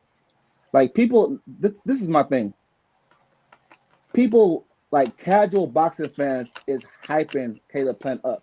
He's not that much better, if better than Billy Joe Saunders. Mm-hmm. Mm-hmm. You have to prove it though, bro. You have to prove it. But I like how trying to give him just do like I say, get his opportunity to Yeah, go out here and fight Canelo. I feel like he deserve it. I want him to get his opportunity. I don't want to see his opportunity go to the wayside because Charlo couldn't get a fight or Benavidez couldn't get the fight, so now he can't get his fight. No, I don't want to see that shit. But now that he got his opportunity, bro, my brother Batman, my brother Batman, my brother Batman, with all his sweet hands and new yeah. undisputed shit, we go find out. Hey, you know what? I don't like to talk about another man while he ain't not on the show, but I want to make a bet with Batman. Can I bet Batman? Batman, if you listening, I want to make a bet with you that Canelo's gonna beat Caleb Plant. Oh, he know he ain't gonna make that bet I, I bet he won't. because he ain't gonna make that bet with me. If any bet goes down on But Monty Brown show and it got to do with Canelo and Caleb Plant, I'm but getting it first. but you know what, money? I'm willing to bet because he probably won't take the bet because of the odds. The odds in Vegas, Caleb Plant is clearly an underdog. So I'm willing to bet him I, 700 to 500, 800 to 500. I'll do all that. I get the Vegas odds. I'll give him the Vegas odds for real. You feel me? But Does Plant last longer against Canelo than 8 rounds that Saunders did? I think Canelo stopped him around 9 or 10. That's what I I'm believe. that's a good question, uppercuts. Let me say this. I do feel like Canelo could stop Caleb Plant, like I said earlier. But I'm not gonna even lie, Monty. I think Caleb Plant has what it takes to survive. I think he has what it takes to survive that fight. Yeah, if he fight to survive. I mean, I think he don't have no choice but to fight to survive. Shit, I don't see him outboxing Canelo. Canelo has too many tricks, but Canelo he just has too much trickery. If you fight to survive, fight to survive. What's next? Ugas, Earl Spence, bro. Earl Spence is next. If Earl Spence can come back in a timely manner, then Earl Spence. But if not, then the winner of Bud Crawford and Sean Porter if they get made. or possibly a My, Keith Thurman fight. I like all those fights, but we talked about this yesterday. Manny Pacquiao don't have a rematch clause against Ugas. Nah, bro. We're no rematch clause on no. Oh Manny Pacquiao shit. want the champion. And I know he Manny Pacquiao. Yeah, but we know like some fights today is like fighters that have a rematch clauses without even being a champion. But if you don't got a rematch clause, fuck it. I won't mind seeing Ugas versus Errol Spence. I think that'd be the more fight that makes sense. Which one, bro? The Ugas versus Errol Spence. Yeah, that's the damn show for shit show. That's his Hell yeah, money but fight. that's the money fight. But we don't know how serious is. Well, I don't know how serious is Errol Spence' eye. Is it that serious to the point he can't fight no more this year? Is it that serious to the point he can fight this year, or he probably can't fight next year? I don't know how serious the eye is. We need to talk to the fucking doctor to see how good that eye is. Uh-huh. But what's your thoughts? You asking me that question. What's your thoughts? That boy say Ubers could stop Earl Spence. Correa, Imana, Aloka, Pagaka, Kodoka, Bojoka. They gotta be a joke. Oh, my thoughts on which one, little one? The question you just asked me, as far as Errol Spence versus Ugas, Um, do you I think like it can happen next? What do you think his next fight is? if Earl come back in these in that timely frame, it's gonna be Earl and Ubers. Earl not going for no tune up or nothing, bro. That's Of Earl course Spence not. mentality. That's his Yeah, way of thinking. That's his whole way. Like he already said, I'll be back for the winner of Ugas and Pacquiao, right? Ugas right. is the winner. EJ coming back. Like I say, I talked to my brother Corey today. He talked about the significance of the eye injury and that my dude career might be coming to an end. This, that, and the third. It's a possibility. But listen, Earl Spence coming back because he just cut from that cloth, bro. He just cut from that cloth to where he's stepping into that square circle and he's going to give it a go. His career is not over yet. That's what I'm telling people. And That's a fact. doctors say things all the time, and I'm not gonna say these doctors are wrong, this and that, but I want to hear from the doctor who done the surgery. I want to hear from the man who the people who are actually, um, you know, checking up Earl Spence and doing the eye exams, things of that nature, instead of somebody who do know about the injury Mm-hmm. because they did it with somebody else and they giving a 2 cents compared to the man who's actually putting the surgeries down. You see what I'm saying? So Right. that's what I want to hear from. And I feel like we haven't heard from one of them cats yet. So, and then the ones we did hear from said that he will be back and that he's a-okay.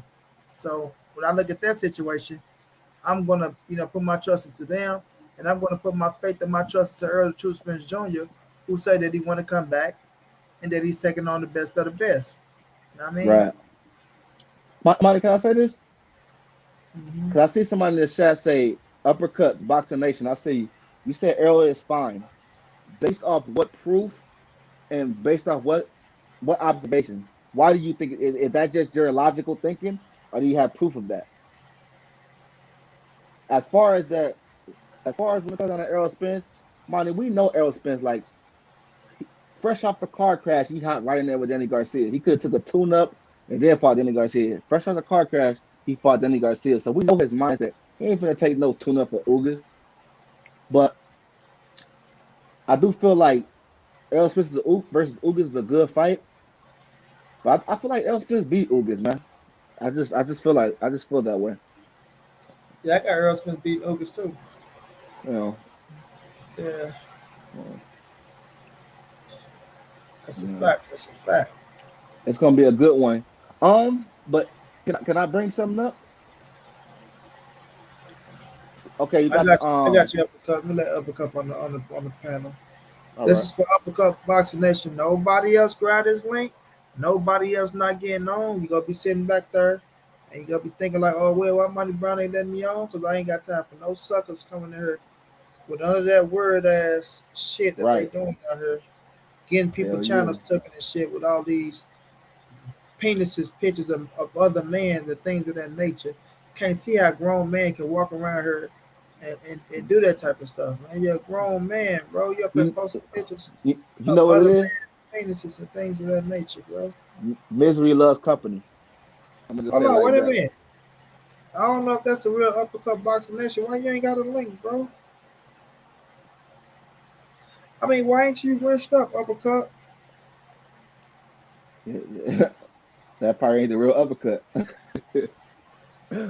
Hold on, I'm about to see, bro. That's crazy. I know you rinsed up, bro.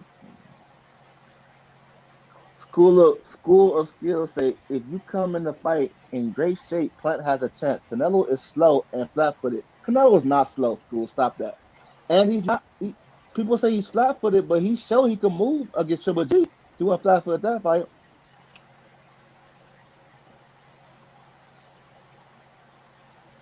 Because said you didn't rich me up, fam.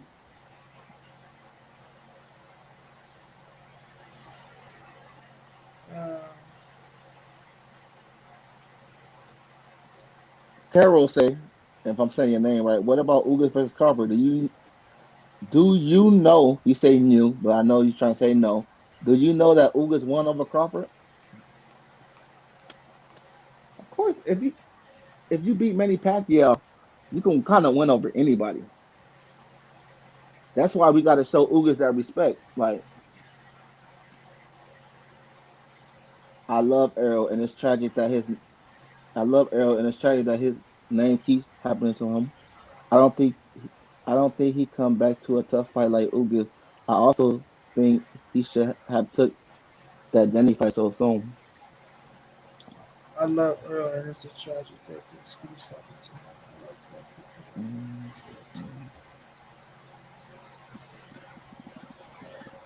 Well, you don't think you don't know what you're thinking because Earl coming back to Ugas if he's 100. I mean, as long as he come back and he get cleared to fight, Earl Spence coming right back to your Dennis Ugas, Everything.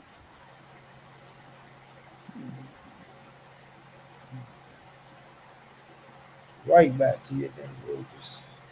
Hell yeah. But let's just say Ugas don't fight Errol Spence. Who would you say is the next best thing? Uppercut boxing that did you snatch that link, bro? You know what I mean, money? Huh? I said just in case Ugas don't fight Errol Spence, who would you say is the next best thing?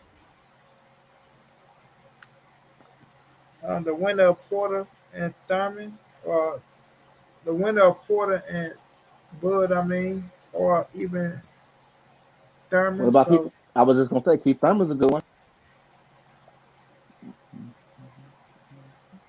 yeah. I don't think Crawford gonna fight him.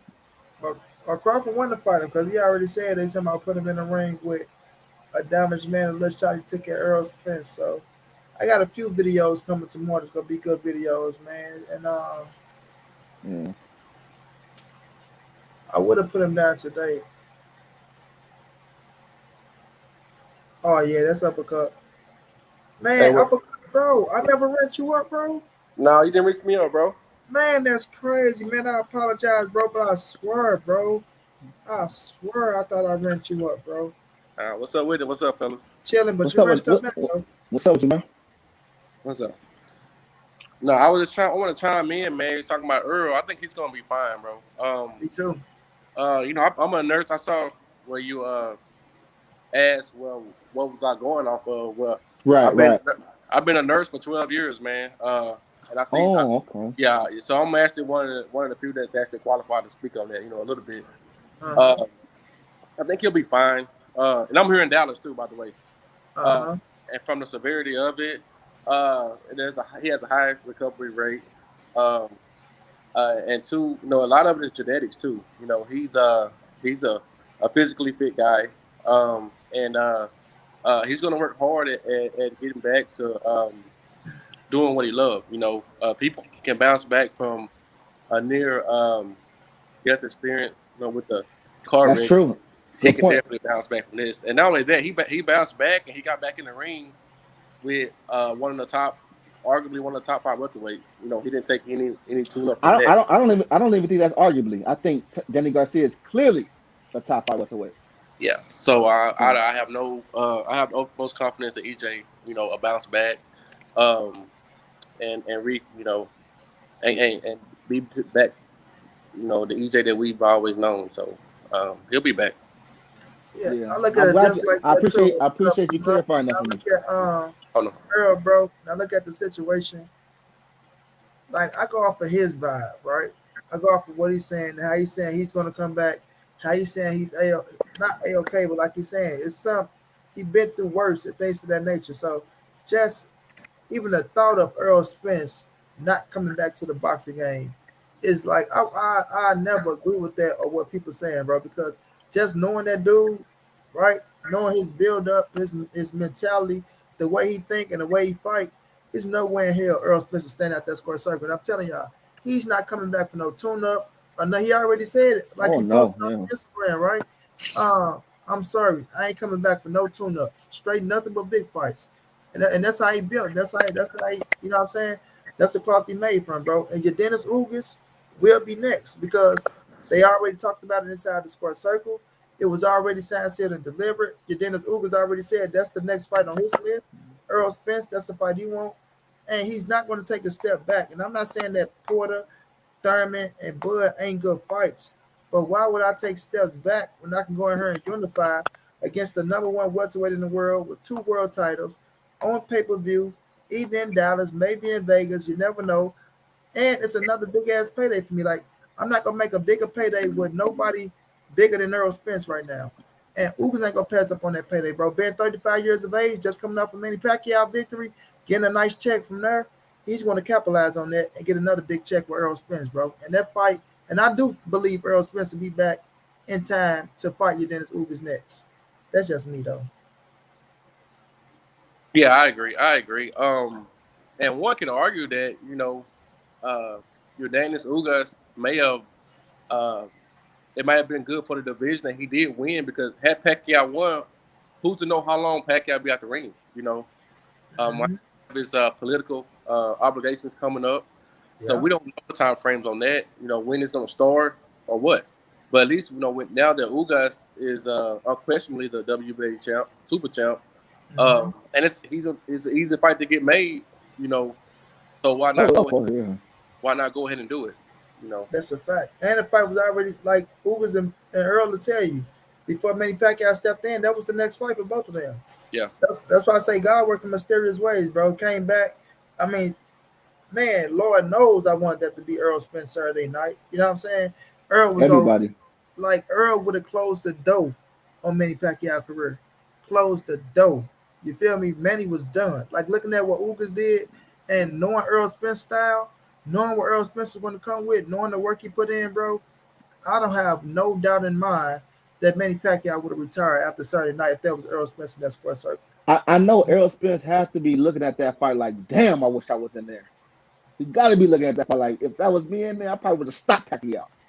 Oh yeah, he was him and Bud Crawford. Bud Crawford said the same thing. That's why I'm not mad at Bud Crawford tweet that he put out there, right? Because it was valid. Like you said, he said, looks like an Earl Spence Jr. going to need me after all. I don't agree with that shit. I feel like you need him. Hell He do no. need you because that's your biggest payday. But after they said, I know you're really mad about the fight last night because I was for saying the mixed opportunity, but not in a hating way, just in a mixed opportunity way. Don't beat yourself up about it. Get well, champ, with the handshaking emojis saying Yeah, like, okay, that's just Bud Crawford coming back to his senses, saying, all right, I ain't got many Pacquiao. This is my biggest payday now. But looking at that yeah. situation, both of them feeling some type of way, like, God damn, if that was me in the ring with him last night, it was a done deal. You know what I'm saying? So, yeah. Ugas was getting some shots off on Pacquiao that had that been EJ, man, it probably would have been devastating to him. facts. Yeah, Um, that's a fact. Pacquiao, it was a lot of times where Ugas was standing behind his jab. When Pacquiao come in, he was dropping his hands coming in. Mm-hmm. And that loop around right was there all night for Ugas. You know, and there was some history. Like I was like, man, he just teeing off on him. Pacquiao hung in there, but he just, as a lot of times undefeated. And um, it may be time to follow Chris, but you just never know. Pacquiao loved to fight. He loved the sport. So it's hard for guys like this to just walk away. Especially coming off of a loss. So you think that Facts. part? So you think that part of the reason Pacquiao lost was because he got old overnight? No, I don't think he got old overnight, man. Because if you look at the second half of the Thurman fight, I mean, Pacquiao was fading in. You know, obviously, like after he had knocked Thurman down, like what second round or whatever, second and round. he woke up basically. You know, when he started boxing, he was getting the best of Pacquiao, especially second half. I would just, I just said that to Manny. If you take away the knockdown, and you could arguably give Pacquiao a 10-8 round when he hurt Thurman to the body towards the end, Yeah, and you could. reflex Pacquiao, he don't seem to have the reflexes that he had when he was younger. Oh no, yeah, he don't have the same reflex like he did. But what I was saying though, if you take away the 10-8 round that a lot of people gave Manny Pacquiao, and then you take away the knockdown round in the second round, you can argue that Keith Thurman won that fight. It was really just the knockdown and the 10-8 round why people gave Pacquiao the edge. Keith Thurman was outboxing Manny Pacquiao. Yeah, for the second half. But we can say take away, take away. We can't take away though because that's what he went out there and did, right? That's But why I say it. That's why I say if, Manny. yeah, when I look at the situation though, man, just overall, Earl Spence and Terrence Crawford, just they styles, bro, just they styles. Like you say, I don't think Pacquiao got old overnight. I just think that the styles make fights, and Manny Pacquiao, when I was looking at him out there, it's just like he was trying to rush some shit. He was rushing, like, because I was looking at Pacquiao, like, Pac, why are you just throwing some shit? Like, he was throwing some shit, and it was like nobody was there, but he was Wow. throwing, like, it was like the rhythm, the timing. That 2 years off, like, it could have did good for the body before us, um, ring rust and all that shit. I think it played a big part with, with Pacquiao because like I still say, I don't see like I got your Dennis Ugas winning, but I didn't see Ugas like dominate to go out there and say, God damn, he made Pacquiao look bad. You know what I'm saying? Like I didn't see that in that fight. That's what I was trying to tell Batman last night. I didn't see like, oh man, he just made Pacquiao look just terrible. Like, God damn, Pac, bro, that's it for you, bro. Like I feel like EJ and Bud would have did. Like I didn't see that. And I think even with Manny Pacquiao, as time go on and the body heals and he doing what he doing, he gonna look at that fight and say, man, I still got something in the tank, and I think that's what's gonna bring him back. But kudos to Ugas, right? I think it's gonna be a Jeff Horn moment. Just me, far as the fight could have done more for EJ or Bud. It ain't gonna do like with Ugas for us. The country go get its recognition. We gonna say, damn, he got the win and things of that nature. But I don't think it's gonna take him too far. I don't think it's going to take him too far to like what this fight would have did for Earl Spence or with Turnbull Crawford because of the performance that I believe they would have put down in that square circle. I feel like they would have put down some Yeah. performances to where it would have made Manny look like, man, maybe Floyd Mayweather or Torrio Gotti type shit. You know what I'm saying? Like, dog, you got to go. In spite of Ugas winning, it still didn't really feel like a pass on the torch moment. You know? Facts. And As the that's the perfect thing I'm trying to say right there, bro. yeah, Hell yeah. if it was or even Bud, you know, it was just like we're happy for Ugas. You know, fought well. He showed a lot of grit, bit down his mouthpiece. You know, it's beautiful what he's doing. You know, and you know, you can't help but to root for a guy like that. Facts. But Fact. it still Yeah. just like a pass for the moment. This didn't play some, you know, well, you know, it just didn't feel like it, you know, but still, it's still nice to see the underdog win sometimes. Uh-huh. I wanted because I think we wanted to be Earl Spence. I think it's just some of us. I ain't gonna say some of us. A lot of us we wanted to be Earl Spence that night, man. We felt like it Sure. should have been Earl Spence, and I'm quite sure. Same on the Bud fanatic side, they feel like it should have been Bud because they felt like Bud had the opportunity and shit of that nature. So, this is things that happen in boxing, bro, and it is what it is. They both got a mixed opportunity, whether Manny Pacquiao come back or not. I still feel like even with them fighting Manny Pacquiao, if Earl would have fought him or Bud would have fought him, I still see Earl and Bud still as the fight at 147, and they need each other for that fight. Like when Bud came out and said that, oh, Earl Spence needs me. Like, nah, bro, nah. Earl Spence still has bigger fights down the line if he can go up. Like yo, I don't think Bud going to 54, so your career stopped at 47. And at 47, the biggest man for you and your biggest payday is Earl True Spence Jr. And I think now you set your ass down and you see that now. Like, okay, my biggest payday is this goddamn Earl Spence. I didn't get Pacquiao, so now I got to fight this motherfucker. I need this fight with him. So Right. we'll see how that play out. Hopefully that do come to fruition. You know, if Earl get Ugas, if Earl come back get Ugas and then go fight Bud, and I still believe it's gonna happen. That's just me though. That's What just do you guys think about this purse bid situation with Porter Crawford? man. I'm hearing what Hey, I'm, September 2nd. It's gonna go to purse bids, I believe. I'm yeah. my thoughts is I'm waiting for that shit to be over with, man. Man, I'm ready to see that fight happen already. Speaking of that fight, who do you got winning that fight? Well, let me talk about this first bid situation because I feel Go like ahead. Go ahead. uh, Bob ain't gonna bid on the shit. No. He don't give a damn no more. He let the shit already go to where to the first bid. Otherwise, he would have stepped in. Now, PBC and Matchroom are the top two cats that I'm be looking forward to, right? But the thing is with that is even with the zone and Matchroom with Eddie Hearn, Eddie might look at the fight and say, okay, it's a hell of a fight, it's intriguing, but I don't know how much Eddie want to do business with PBC like that, you know. But with PBC, I can see Al Heyman stepping in like, well, let me put this up forward. Now we got it's going to happen on PBC, right? And do this give me a shot to talk to Bud or let Bud see how we do things over here to get his ass to probably trying to come over here. Because I'm telling you, once Bud hit the free agent market, Eddie Hearn is going to be right there, first motherfucker knocking at the door trying to get his ass, which I don't mind because I feel Yeah, like yeah. with if you get with Eddie Hearn or if you get with Bob, sorry, not Bob, with Al, they'll put the money up to put behind the Earl Spence fight because they understand it. Bob ain't gonna do it. The zone would love to have that fight. So it's gonna be very, very interesting to see what happens with that situation. But with the first bid, I can see PBC and match rooms, the top two motherfuckers bidding it out. But then again, I ain't gonna pass up on Triller neither. Because Triller got a lot of money over there, and they might say, you know what, fuck it. If PBC act like they don't want to take Sean Porter and Bud Crawford, and they act like they don't want to take Sean Porter and Bud Crawford, we damn sure take that motherfucker and make it a big ass event because that it'll sell.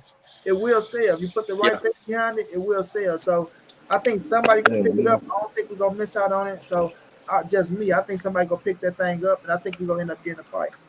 If you're PBC, do you just wait to buzz a free agent to make that fight? It's I know I heard a lot of people say that things, but I really don't want to say you wait because you never know what direction Bud is going to go.